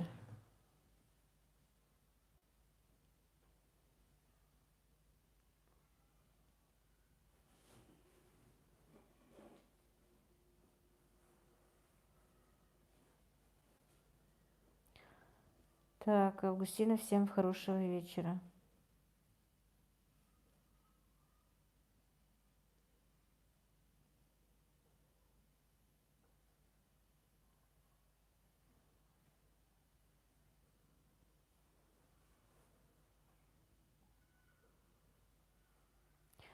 Наталья Шевченко. Лейла, а вот на что вы живете? Вы же еще не пенсионерка. Нет, я получаю пенсию. Но этой пенсии практически не вижу. Да, за беда все равно. Все верно.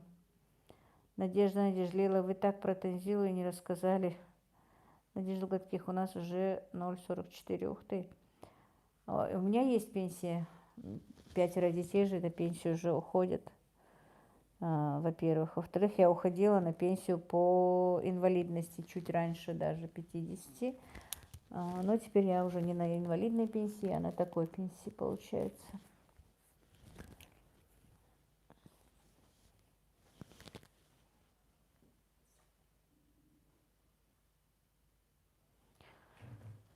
Так, Юлия, слушайте чаще, желаю вам прийти к истине. Про Тензилу, ну просто у меня про Тензилу спрашивали, удивлялись, это мы ослышались или нет, что она вторая жена. Ну, значит, кто-то или новенький, или, ну, скорее всего, это новенькие. Хотя, в принципе, так много и не рассказано о Тензиле. Я как-то не затрагивала эту тему, но я ее спрашивала когда-то еще, можно ли рассказать. Она вроде бы разрешила, но я так коротко сейчас тоже расскажу суть дела. Тензила, по-моему, лет 5 прожила с мужем. У нее был мальчик, которому было годика 4, по-моему, когда они развелись. Ну, я не буду говорить, зачем, почему и как, но они развелись. Она в это время, в принципе, была больна, долго болела, выздоровела, все нормально. И вышла замуж второй раз, ну, уже за другого человека, но тоже получилось как-то неудачно. Прожила 2 года там, почти 2 года, и вернулась домой. Тоже была очень сложная ситуация, большие разборки. Но мальчик приезжал постоянно к нам, привозили ребенка. И мальчик все-таки настоял на том, чтобы вернуть свою маму обратно. Но мой внук, он очень этого хотел. Ну и так получилось, что все-таки они долго ходили, звали ее обратно. А тот, когда, зять мой был уже женился после того, как развелся с моей дочерью. У них уже 4 детей. Я, правда, не очень хотела, чтобы она вернулась, если честно. Не представляла ее, сама не представляю, я бы не смогла. Они вроде бы живут нормально. Уже сколько, получается, 3 года Тензила, если это в эфире, то ли 3, то ли 4. Ну, по-моему, скорее всего, 4 года будет где-то. Она вышла замуж, вернулась второй раз. Ну, по-любому считается, что вышла замуж, да, как обычно. Но мы не устраивали свадьбу, ничего. Просто собрали мои заловки, дядя. И приехали оттуда, кто обычно приезжает. И свой же сын ее за руку вывел обратно, увез к себе домой. Он настоял на этом. Он очень хотел, чтобы мама была с ним. Их развод именно сильно повлиял на ребенка. Не дай Боже, действительно, вот, чтобы развелись, и ребенок был вот между двух огней, как бы и с отцом он хочет жить, и с мамой он хочет жить, и не получалось как-то, не знаю, я так вроде бы объяснила вам. Вот так вот. Получается, теперь Тензила уже вторая жена, хотя вот второй раз за одного и того же замуж вышла. Живут, не буду врать, с другой женой очень хорошо. Вот за эти скоро 4 года я ни разу не слышала, чтобы Тензила сказала, что они даже вот как-то или поссорились, или еще что-то. Ладит, если честно, очень ладит. И я ее очень просила, даже не то, что просила. Я ей, когда она уходила обратно, я даже сказала, если ты хотя бы один раз я услышу, что у вас какие-то разборки, и причем ты виновата, и что-то, я тебе никогда в жизни этого не прощу. Потому что действительно я очень жалела даже не то, что не свою дочь, а сколько ее вторую жену. Потому что у нее уже 4 детей, она ни сном, ни днем, ни духом не думала, что первая жена вернется.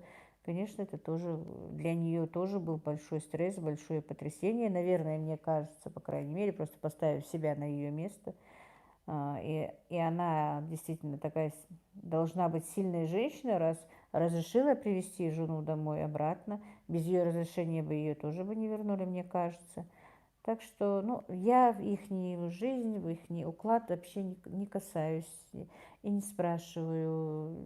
Мне это как-то ну, не знаю, не хочу. Это же их жизнь, это не семья, я туда не вникаю. Что как. Единственное, чтобы они жили дружно. Остальное вот, это ихнее.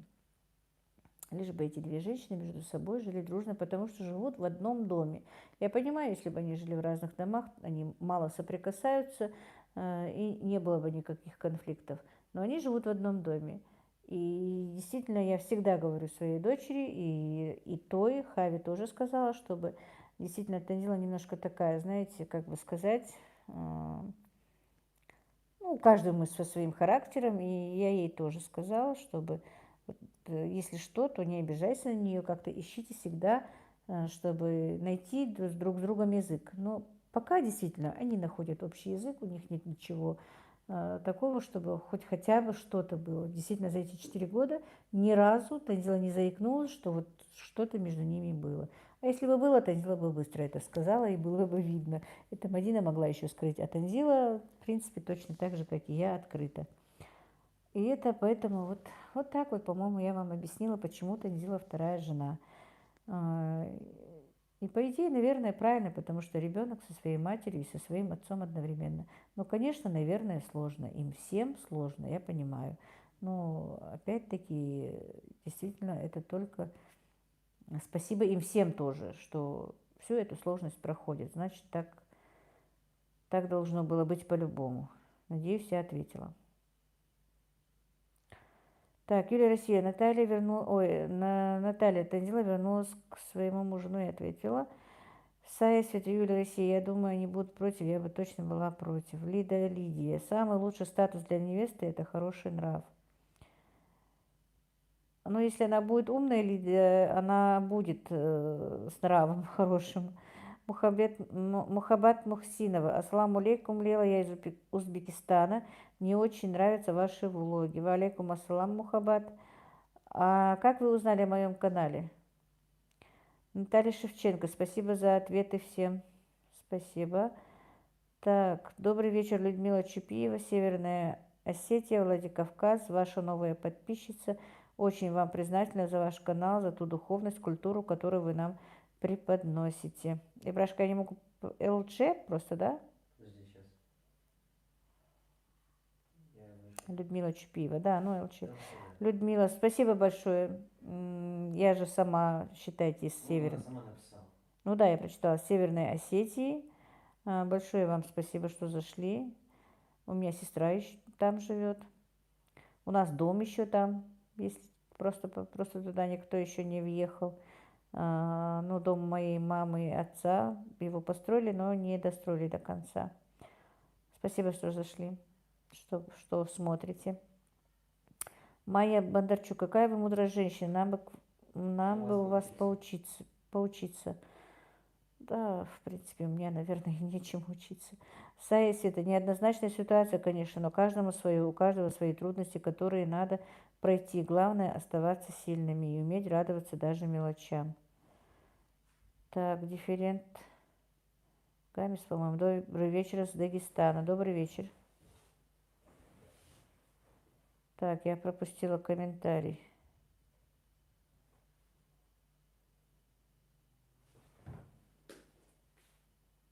Да, я пропустила.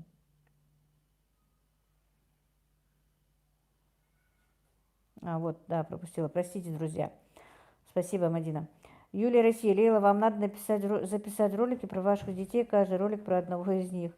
Надежда, вы будете строить еще один дом на участке? Ну да, еще 2 дома даже на участке. Это получается у нас 2 участка по 15 соток, которые мы еще купили, когда был жив мой муж. И тогда уже было сказано, что это по 10 участок разделим 3 сыновьям.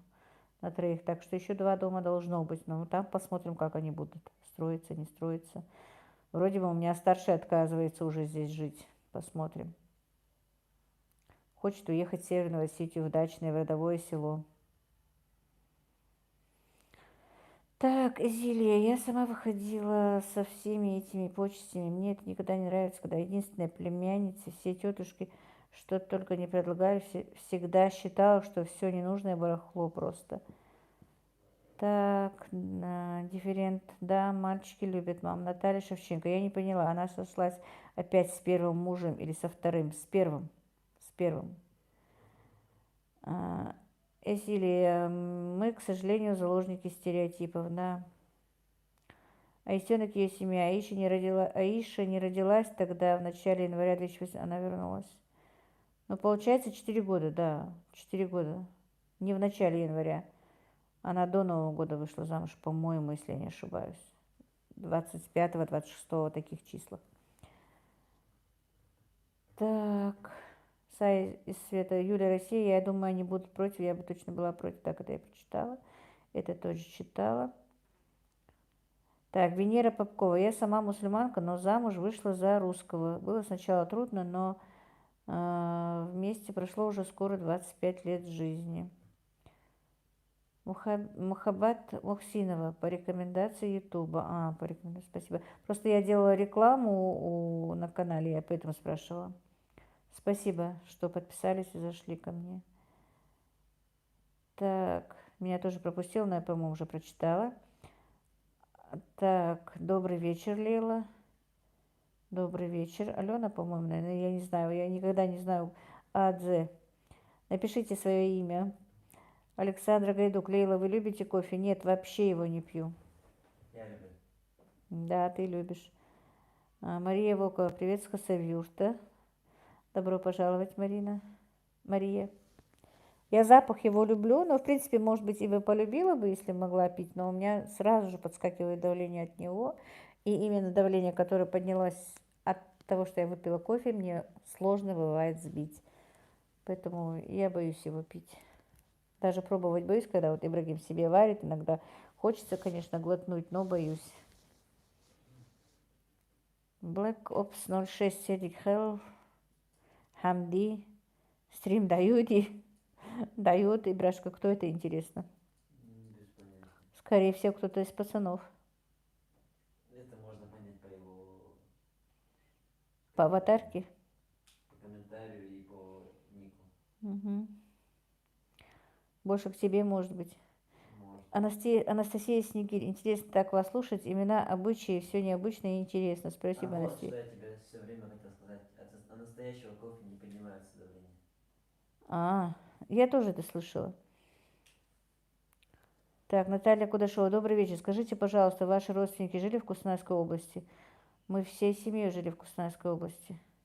Я до 3 лет, но остальным были постарше. Мы жили в Кустанайской области, станция Заяцкая. У меня даже в свидетельстве о рождении стоит этот адрес. Кустанайская область, станция Заяцкая. От настоящего кофе давление поднялось. Говорят, но я все равно боюсь его пробовать. Так, Умбеляев, когда очень скучно, смотрю вас, Лейла, спасибо.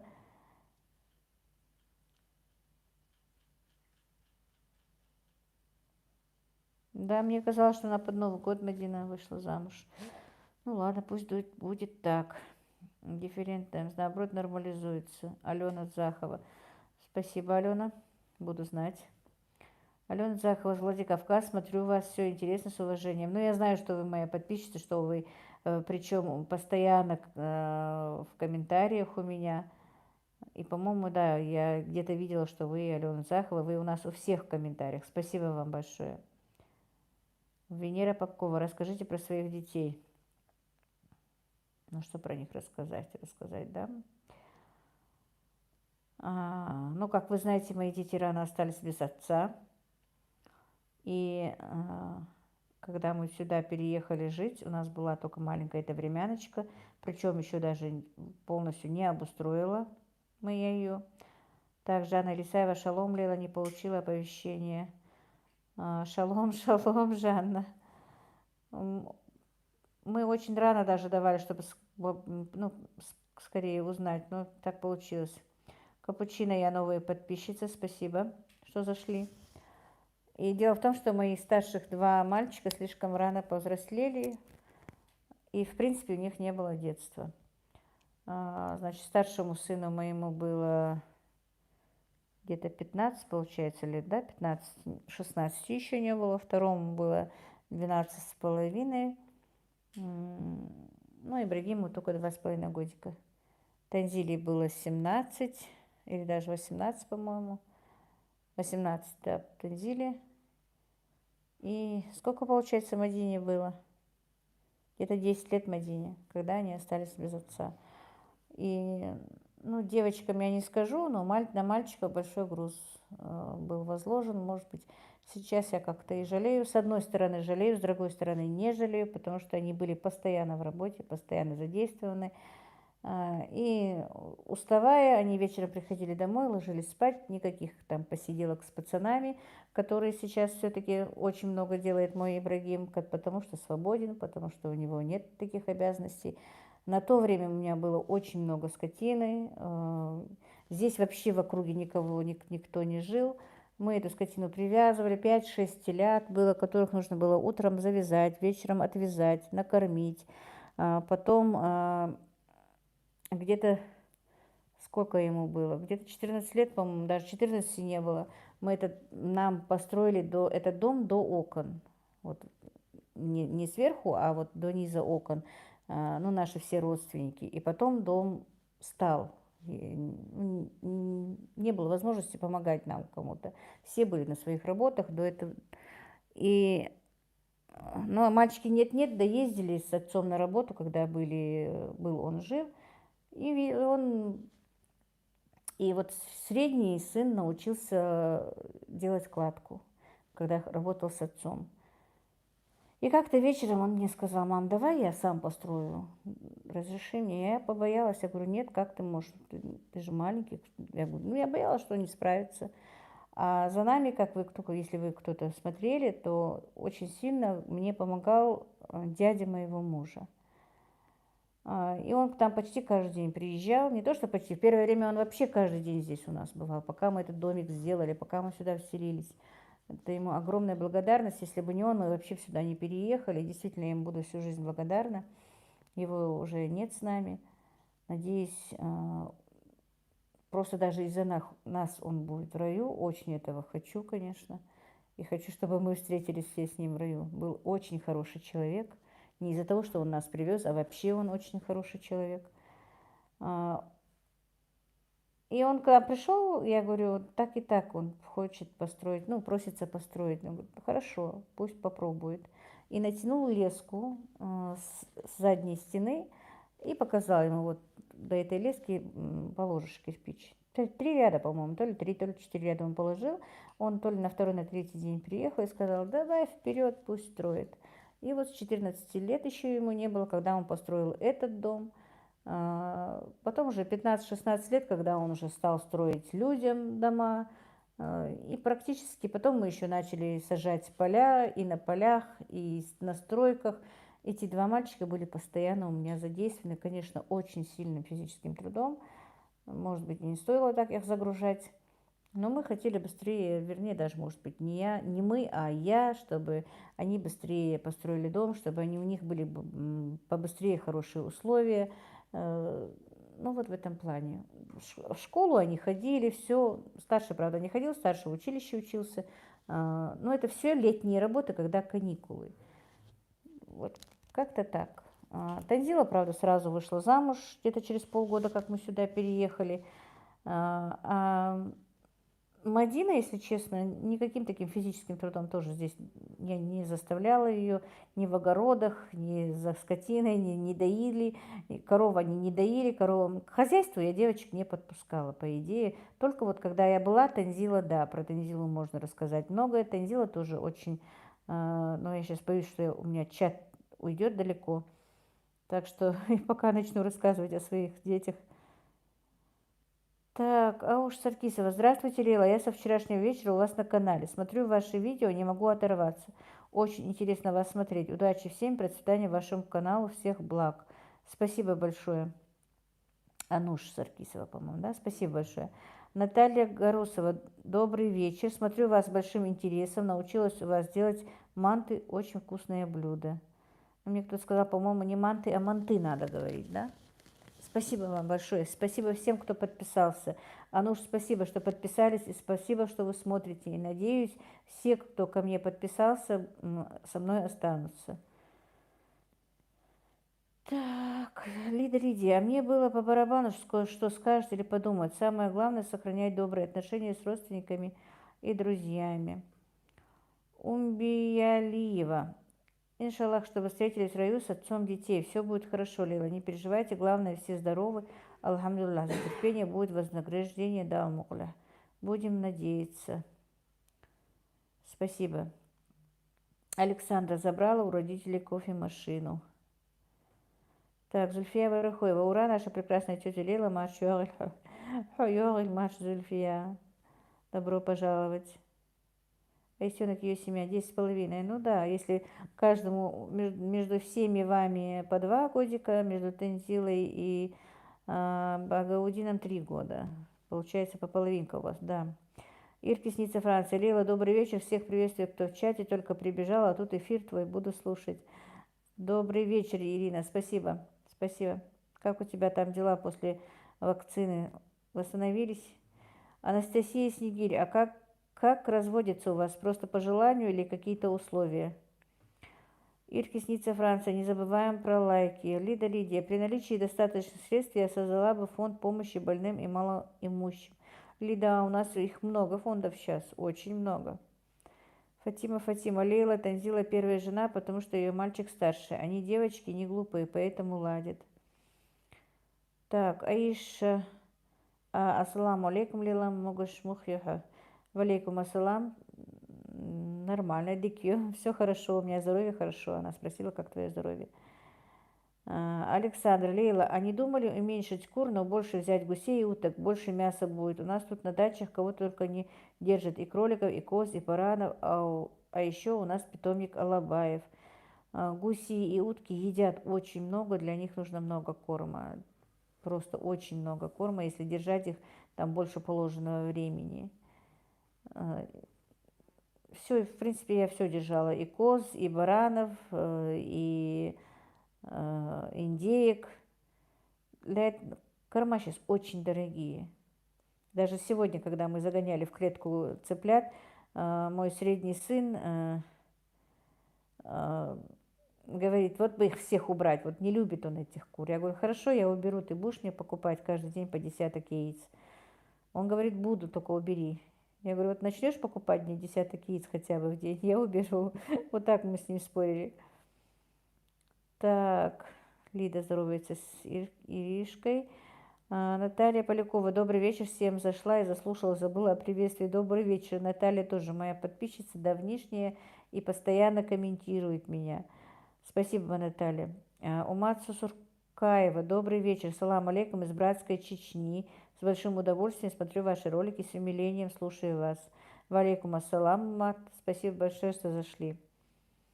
Так, Ира отвечает Лидия.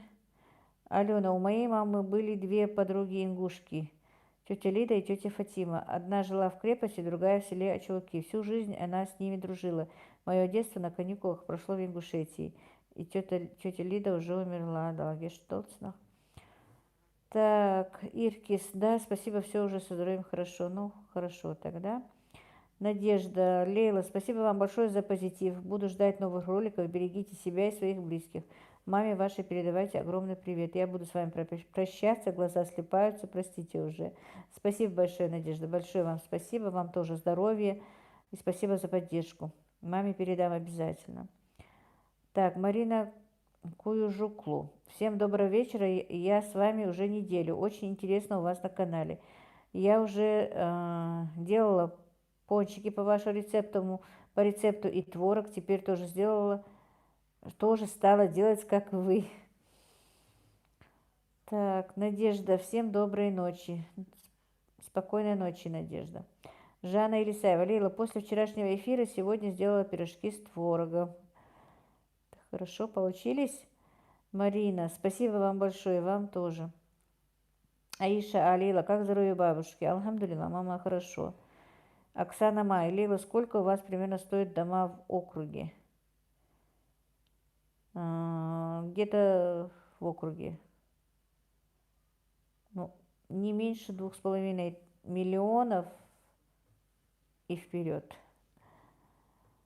Даже больше, наверное, сейчас, потому что уже участок стоит 1 000 000. Подорожали, очень сильное подорожание у нас, вот буквально вот месяца 2-3. А точно я не могу сказать, сколько дома стоят, потому что как-то не интересовалась. 4 миллиона, я слышала, уже построенный, обустроенный, так дом добротный стоил, ну и выше. Так, Мы когда Люба... будем закругляться? А? Мы когда будем закругляться? Почему? Аня, Вообще. не знаю, сейчас. У нас смотрят, поэтому как-то... Сейчас падают наоборот. Зрители. 180 человек в чате? 179. А было 200. 200 я не заметила. Ну, сейчас будет.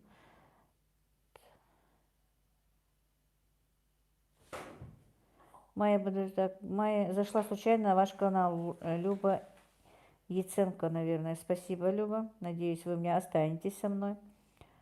Майя, не забываем ставить лайки. Спасибо. Аиша, когда сын будет готовить на костре? Ждем видео. Да он сейчас так устает на работе, и, по-моему, уже 2 недели у него нет выходного.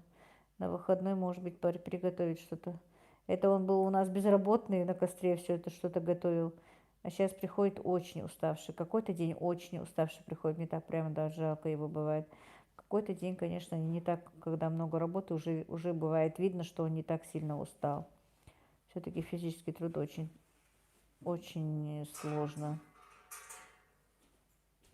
Так, Жанна, да, хорошо получились пирожки, очень вкусные. Люба Яценко. И теперь тянет смотреть все очень позитивно, очень хорошая женщина с нелегкой судьбой. Спасибо, Люба, большое. Лида, Ирочка, как самочувствие? Пришла в норму с Николаем. Так, это для Иркис. Наталья Кудашова. Я ведь тоже с Кустанайской области. Вот именно. И я с Орджоникидзевского района. Смотрю ваш канал, душой радуюсь. Я никак не могла вспомнить район. Я тоже с Орджоникидзевского района. Мы там жили. Кустанайская область, Орджоникидзевский район, станция Заяцкая. Я про район даже забыла совсем. Мы стопроцентные землячки. Так, ваш канал, душой радуюсь. Я недавно на ваш канал попала. Дай вам Бог всех благ. Причем даже мои родители не продали дом, который был. Там какое-то время там жили наши родственники. Ну, наверное, так у них и остался, не знаю, давно, в принципе, не то, что давно. Где-то после 75-го года туда никто не ездил. Мария Адамовна Чечня. Лейла, добрый вечер. Извини, варила компот и забыла. Добрый вечер, Марина. Как у тебя дела? Лидия, правильно, что Танзила вернулась. Молодец ее сыночек.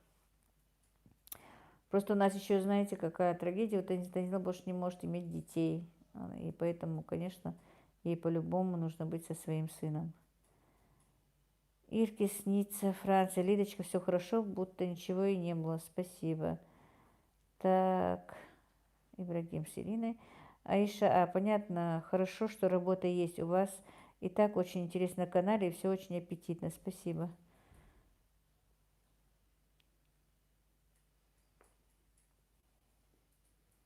Ну, 21:30 закроем, хорошо? Полчаса, не полчаса, еще 17 минут будем. Это в магазин? Нет, сейчас не в магазин. Только после закрытия чата. Хорошо. Мария Адамовна Чечня. Ириша, привет, моя дорогая Лидия. А истенок ты имеешь в виду в Ингушетии не купишь за 2,5? Так. Юлия, Россия, Ибрагим, переставь бить ушам больно. Что ты бьешь? Ничего не бил. Микрофон что, у меня? Да. Вроде бы ничего я не била. Оксана Майлила, а кто из ингушей остался в Казахстане или все вернулись обратно на родину? Нет, в Казахстане много живут ингушей, очень много. Не все вернулись, остались с тех пор, потом еще некоторые потом уезжали. Там большая, по-моему, диаспора ингушей живет в Казахстане. Аиша Мадина, привет. Александра, какой ужас, где деньги такие брать? Ну, вот. Люди, наверное, подолгу копят. Кто-то подолгу копит, кто-то на хороший, ну, у кого-то хороший бизнес они себе могут позволить, а кому-то надо копить, кто-то ипотеку берет, кто как. Потом, не знаю, вот эти детские деньги, которые за рождение ребенка, ипотечные деньги им дают же, какое-то подспорье тоже. Вот так и строят. А у кого-то действительно хороший бизнес они себе могут позволить. Мария Волкова, а что сделать Станислава и почему не может иметь детей? Ну, у нее была операция, у нее единственное, что она может только через ЭКО. Раиса, правда жизни. У нас на улице живет очень хорошая семья ингушей. А где вы живете, Раиса? Лида, Лидия, Ирочка, здоровья вам всегда, дай Бог. Аминь. Так, Раиса, правда жизни, это в Алмате живут. Ну да, да, в Казахстане очень много ингушей. Наталья Полякова, Мария Волкова, пожалуйста, будьте тактичны. Ну ничего, ничего, все нормально.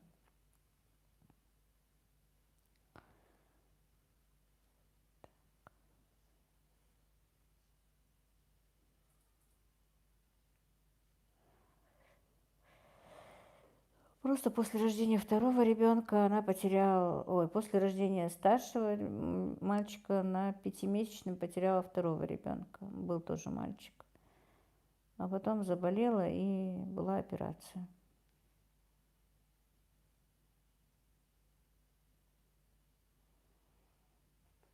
Танзила так, жизнь не очень легкая, короче говоря.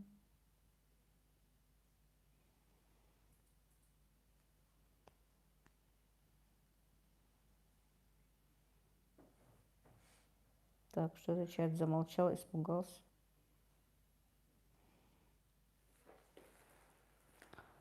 Медина медлила, видно, вы уставшие. Да нет, я сегодня так много чего и не делала, чтобы устать. Раиса, правда жизни. Кстати, в нашем районе частного сектора много уехали, еще много осталось. Улица Барнаульская, Вильямса Гастелло. Ну вот улицу я не могу сказать, потому что не помню, как-то и не говорилось у нас вообще-то. Жанна Лисаева, Лейла, ваш второй сын не хочет жениться? Наверное, хочет. Но пока не озвучивает это. Ольга Слюнькова, дочь у меня русская, живет в Чечне, мусульманка, вышла замуж за чеченца, живут дружно. Алхамдулилlah, хорошо. Мария Адамовна, Чечня. Лейла, у меня все окей, никак в себя не приду после Стамбула. Ну, конечно. Лариса люди, ну вы такие личные вопросы задаете. Лейла и так сильно впустила нас в свою жизнь. Ничего, ничего. Мария Волкова, очень жаль. Раиса, правда жизни. Кто из Алматы в чате? Всем привет. Оксана Май. А Мадина планирует иметь свой дом или хотят жить в квартире? Они хотят строиться. У них есть участок здесь у нас в Картышево. Но точно еще не знаю. Вроде бы хотят строиться. Посмотрим. Ой, я тронула микрофон. Аиша, как я понимаю, Танзилу, как же у нас с ней похожа судьба. Также потеряла ребенка и заболела также. Да, конечно, для Танзилы это был огромный стресс тогда. И потеря ребенка, и потом узнать, что больше детей не будет. Она мечтала о девочке, и поэтому сейчас очень привязана к своей племяннице.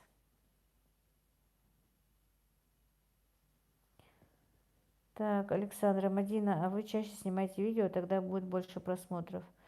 Ну, и об этом я ей тоже говорю, но у нее очень капризный ребенок, и не получается у нее как-то.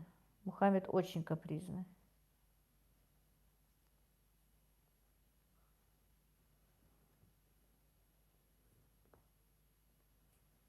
Хотя я ей говорю, хоть маленькие ролики, но выпускай, чтобы ты была всегда на виду, чтобы знали. А то редко она выпустит, люди уже и забывают, и уведомления вовремя не приходят.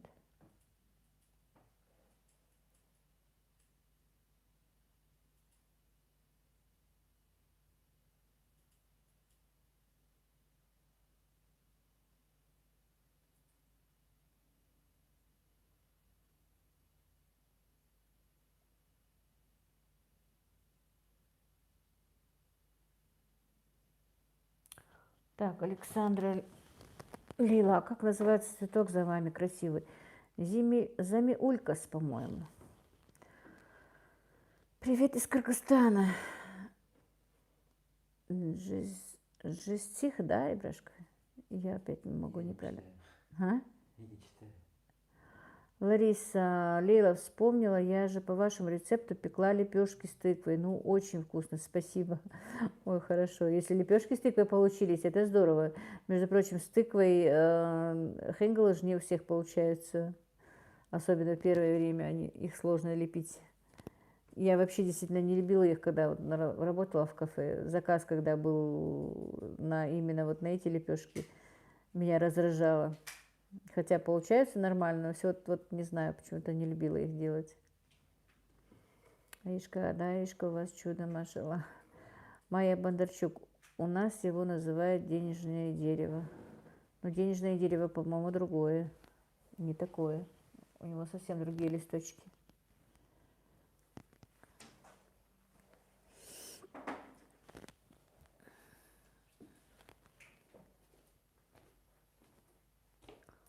Зарядку ищешь? Это моя. Айфон зарядка.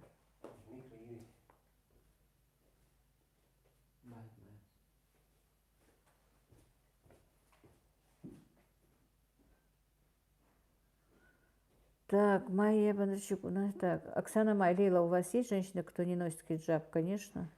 У нас большинство не носит хиджаб. Да, это не денежное дерево. У денежного дерева листочки поменьше. Лариса, получилось очень вкусно. Я просто люблю тыкву. Я тоже люблю тыкву, обожаю. Старший сын мой любит, остальные не любят в доме. Так, скоро тыквы пойдут, я в горшочках запекаю в духовке. А вы знаете, я тыкву уже почти месяца полтора-два даже вижу у нас на рынках. И не знаю, где они ее вырастили, что она уже продают ее. Жанна Елисаева, Лила, с какого возраста начали носить хиджаб? Я хиджаб ношу только 2 года, друзья. Даже еще 2 лет нет. Капучино. Танзила в больнице? Да, Танзила в больнице. У нее ковид.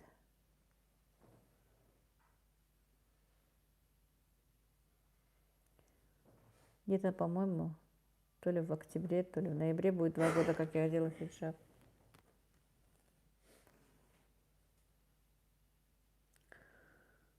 Так, а ну это долларовое дерево. Юлия Россия, у меня тоже получилось лепешки с тыквой. Спасибо, Лили научила как. Молодцы, девочки. Так, Раиса, тыквы спеть в сентябре, вот тогда они вкусные, да.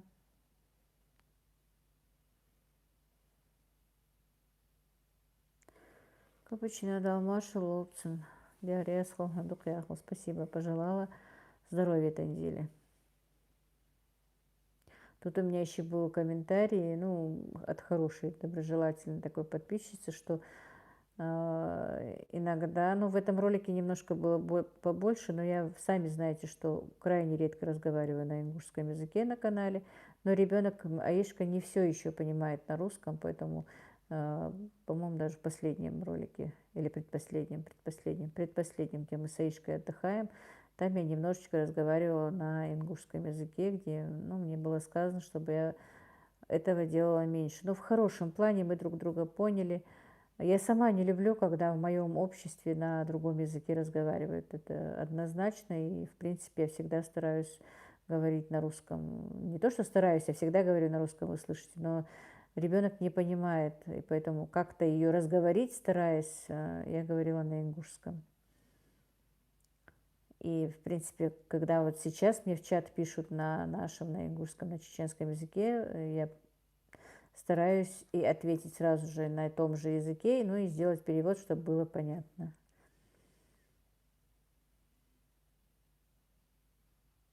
Лариса, еще не сезон тыквы, но у меня в морозилке лежит пакетик замороженной тыквы, ждет своего часа. В этом году у меня нет тыквы в морозилке, просто из-за того, что как-то он разморозился, у меня света не было, пришлось выкинуть. А так у меня тоже круглый год бывает в морозилке тыквы. Так, Раиса, надо посмотреть у вас эти лепешки с тыквой. Наталья Шевченко, а ваша семья, Лила, поставила прививку? Нет. Оксана Май, спасибо за рецепт лепешек. Чапель, мне понравилось. А какую начинку еще делаю, кроме творога? Картошку делают еще. Жанна Рисая, пусть Танзила поправляется побыстрее. Спасибо большое. Ну, сейчас надеемся, она поправится, потому что уже аппетит поднялся, уже каждый день просит передачку, чтобы ей привезли. Уже вчера пишет сообщение: я такая голодная, вы мне что-нибудь собираетесь привезти? А то вообще не хотела ничего есть. Роза Мусаева, амин. Капучино, сейчас заходила к дочке и внучке твоей, смотрела ролик, какие умницы они. Спасибо.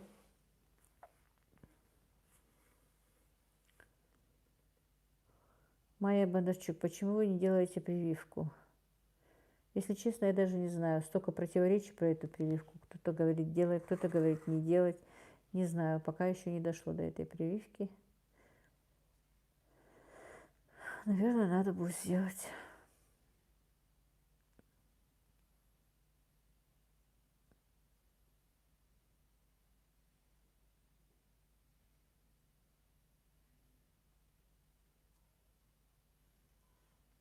Много моих знакомых, конечно, сделали. Но не знаю. Так, Мария Розенко, у вас чистейший русский язык, вы в Казахстане школу кончали? Нет, я когда выезжала из Казахстана, мне было 3 годика. Майя Бондарчук, я сделала в марте, и все хорошо. Алхамдулилlah, хорошо. Жанна, я сделала уже 3 прививки. А сколько их? Даже 3 нужно делать. Наталья Кудашова, несколько дней смотрю ваши ролики, и вы меня вдохновляете, даете заряд. А когда узнала, что мы землячки, я помладше вас, душа поет, вы молодец. Не все ролики успела посмотреть. Спасибо, Наталья, большое. Я, правда, так сама, в принципе, ничего не помню. Так помню, что смутно дом наш был так обшит деревом и покрашен в зеленый цвет. Вот мое воспоминание. И еще мое воспоминание, чтобы было яблоня была настолько низко, ее ветки были, что можно было это яблочко сорвать. Вот такие вот детские какие-то воспоминания. А так я не помню. Но мои братья и сестра, конечно, помнят намного лучше, потому что если мне 3 года, то одному получалось 10, второму 12, а сестре вообще было тогда 16 лет. Так что они это все прекрасно помнят, но я мало что помню. Оксана Май, как вы решили свести канал? Сейчас отвечу. Раиса, правда же не делаете, она не нужна. Я тоже сделала, но нас заставили на работе. Всю пандемию работала, ездила и не болела. Капучино, их теперь каждые полгодика делать бесконечно тем, кто сделал. Ух ты, Роза Мусаева, желательно не делать прививку непонятную. Так, у меня у одной... Так сидишь, что тебя даже почти не видно. Да, просто я устала так сидеть. Сейчас видно? Так, их теперь так, Роза, желательно не делать эту прививку непонятную. Изображение зависло у нее или у всех? Раиса, правда жизни, это все лечится, если вовремя. У меня тоже зависло. У меня нет. Сейчас, секунду. Все, вот сейчас должно прийти. Ну, просто зарядка почти кончилась. Так, у меня тоже висит Хадиагеева, у вас капучино висим. Сейчас, по-моему, пошли, нормально? Сейчас, да. Так, как я решила вести канал, отвечу на вопрос, наверное, и сегодня это будет последним вопросом.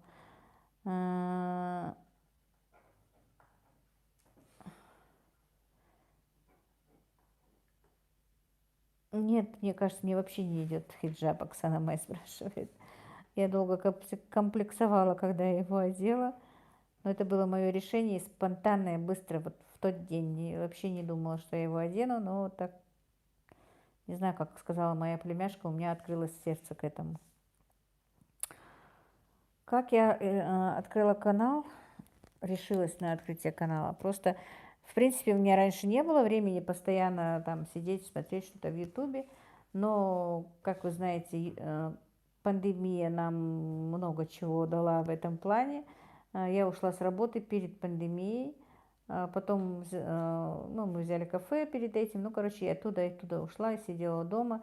У меня не было старших сыновей дома, со мной еще не было мамы. Мы с Ибрагимом и с моим дивером только были, когда дома. Было скучно, конечно. Я нет, но иногда только семейные влоги вообще не смотрела, даже не знала, что они есть, по идее. Просто смотрела в Ютубе то, что мне нужно. Там по хозяйству, как бы по готовке и по ведению огорода. И потом как-то у меня вот в рекомендуемых вышла Хадижа и ее сестра почти одновременно. Начала их просматривать, потом другие ролики начали. Ну, не их, а именно вот. Но смотрю, нет ни одной ингушки-блогера как бы.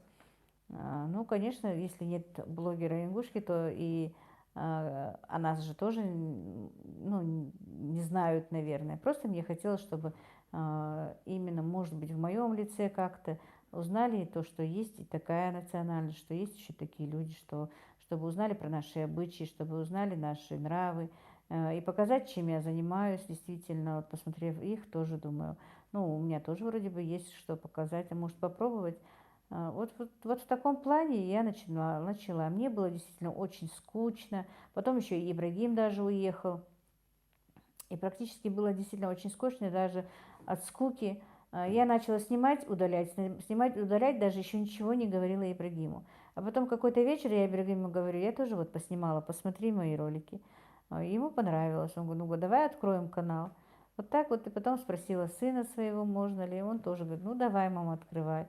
А потом, когда первые пошли такие комментарии, я уже не помню, что было написано, от которого я, по-моему, даже плакала. Первый комментарий плохой какой-то был, что вот мне было не по себе. Я звонила, у меня сын тогда был в Москве, ему, на что он мне сказал, если ты вот так вот будешь реагировать на эти комментарии, то сразу же закрывай. Мы, говорит, тебе даже разрешили, даже не то, что разрешили, пошли навстречу, и, в принципе, разрешать мне не надо было, но мы были, говорит, довольны, что ты открыла канал, чтобы ты более развеялась, чтобы ты не скучала, чтобы ты нашла свое действительно.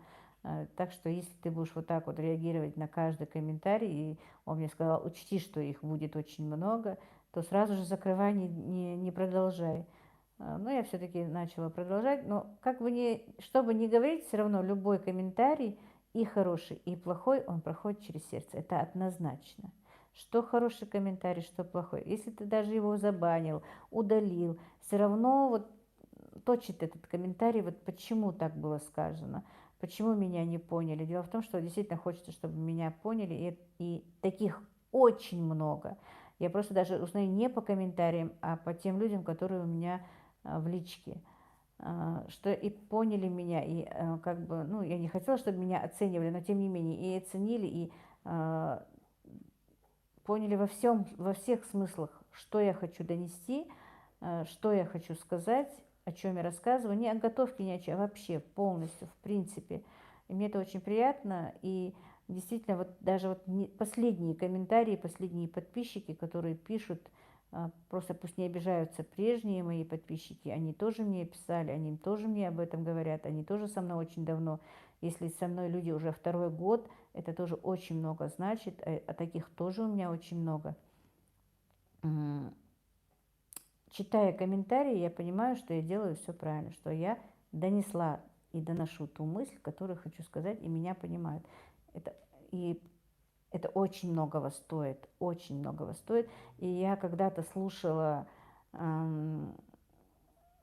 такие лекции одного имама, и вот слушая его лекции, когда вот хожу по огороду, там что-то делаю в наушниках, и была такая фраза у него, когда вы молитесь и что-то просите у Всевышнего, вот попросите, чтобы вы были ну, нужны или полезны даже, вот, чтобы вы были полезны какому-то числу людей. Вот назовите такую сумму людей, которые вы хотите, чтобы вы были полезны. И вы знаете, я действительно как-то это взяла себе. Ты испытываешь мое терпение просто. Мне понравилась эта мысль, не знаю почему, и тогда я даже не думала открывать YouTube, в принципе, вообще в мыслях не было. И я после того, как вот сейчас я вот продумываю это, наверное, мне все-таки Всевышний ответил тогда на мою просьбу, чтобы я действительно стала просить Всевышнего, чтобы я была, как бы сказать, полезна многим тысячам людей. Это действительно, я не могу соврать перед Всевышним. Это было вот, я не могу сказать, что я каждый день так молилась или каждый день это просила, но я этого тоже просила, и мне кажется, сейчас, вот именно сейчас я это вспомнила. Я забыла, что это когда-то даже делала. Сейчас, когда пошли эти подписчики, пошли эти просмотры, я поняла, что действительно ответ мне все-таки был дан Всевышним, и я благодарна ему, что у меня вот столько подписчиков и столько благодарных людей. Джабраил, я тебя убью. И это идет от сердца. Огромное, огромное вам спасибо. Я безмерно всем благодарна. Но на этом я сегодняшний эфир закончу все-таки, друзья, действительно. Вы уже, наверное, устали от меня. Только не закрывай, я прочитаю свои последние комментарии, которые не прочитала.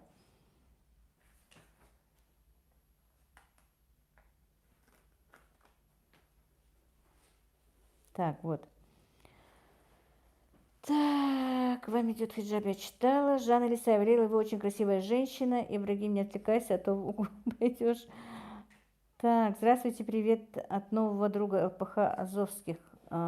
Доброй ночи, спасибо, что зашли. Билет купила. Спасибо. Иркисница, Франция. Да, я помню, ты очень расстраивалась из-за тех комментариев. Да, Ира, помнишь? Назыгуль Ахмаева. На днях вас увидела, впервые подписалась и каждый день с вами. Здоровья вам, маме, детям и всем родным. Танзиле скорейшего выздоровления. Спасибо большое, Назыгуль. Так, Алена, правильно сделала, что открыли канал. Спасибо, Алена. Иркис, лайки поддержим, нам ничего не стоит, а для канала Лейлы плюс. Спасибо, Ирина. Так, если что, друзья, Иркис Ницца Франция тоже очень хороший канал. Ира моя подруга, уже год с лишним. Если что, зайдите, пожалуйста, посмотрите, у нее очень красивые виды на море, подводная съемка ее мужа. Это очень позитивный канал, очень хорошие люди, муж с женой, которые жили в Чечне. Зайдите, посмотрите, пожалуйста. Мила Милана, привет из Казахстана, с города Актюбинска. Недавно подписалась на вас, буду готовить вместе с вами. Очень многое готовить не умею. Вы можете приготовить баклажаны на зиму. Да, у меня есть даже на канале рецепт баклажанов по-корейски. Ну и еще что-то приготовим. Я еще не начала заготовки делать на зиму. Где-то с начала сентября начнем потихонечку заготавливать. Кроме огурцов ничего не солила еще. У меня все еще впереди как бы. Лариса, я даже не знаю, что вам можно плохого написать. Посмотрев только один ваш ролик, сразу мне было понятно, что вы очень порядочный и честный человек, а я редко ошибаюсь в людях. Спасибо большое, Лариса. Но все-таки пишут. Аслан Бис, Лейла, ты молодец, я люблю вас за трудолюбие, большое, побольше вам заказчиков. Спасибо большое. Раиса, правда жизни. Когда человек занят чем-то, еще полезен кому-то, это хорошо. Да, Майя Бондарчук, первый раз у вас на посиделках. Спасибо огромное, спокойной ночи. Спасибо большое, Майя. Роза Мусаева, присоединяюсь. Аслан Бис, Лейла, с чего вы начали блогерствовать? С чего я начала? С огорода. Начала огород показывать. Так, Валя, спасибо за общение. Спасибо вам тоже. Всем, кто у меня был сегодня в чате, огромное вам спасибо. И кто не был в чате, огромное спасибо. Наталья Кудашова, деточка проказничает. Да, я проказничаю. Тут сидит, щелкает своими этими костяшками.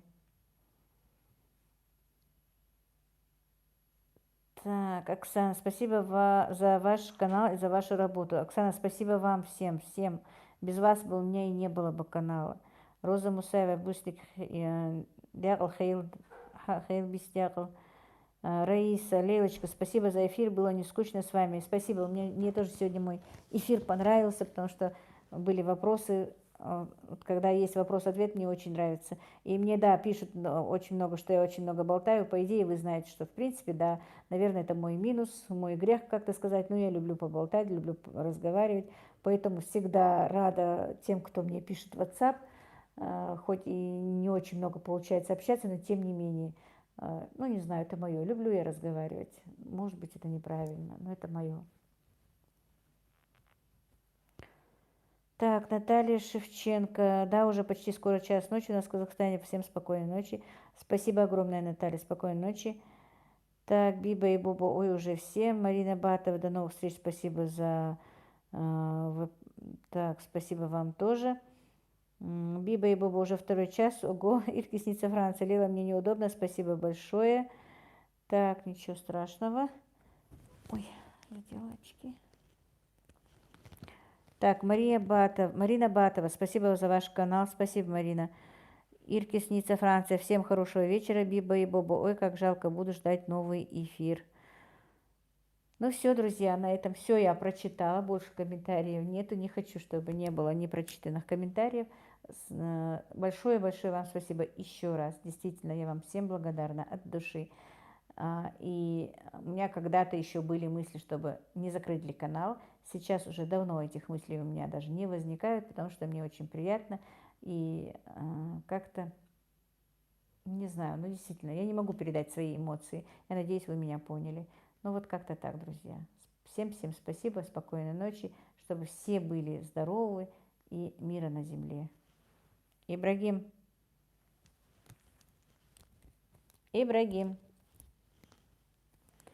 Вот убежал.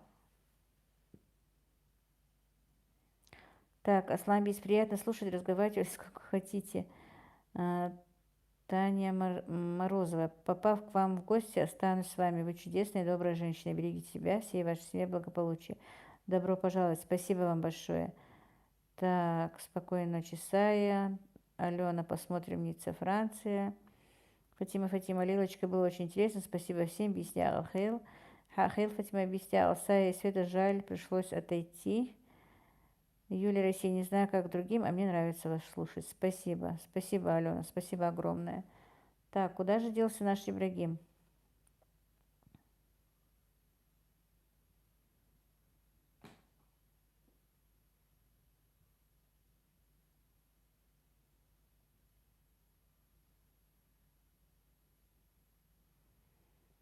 Так, по-моему, Ибрагим затягивает мой эфир. Где же он у меня?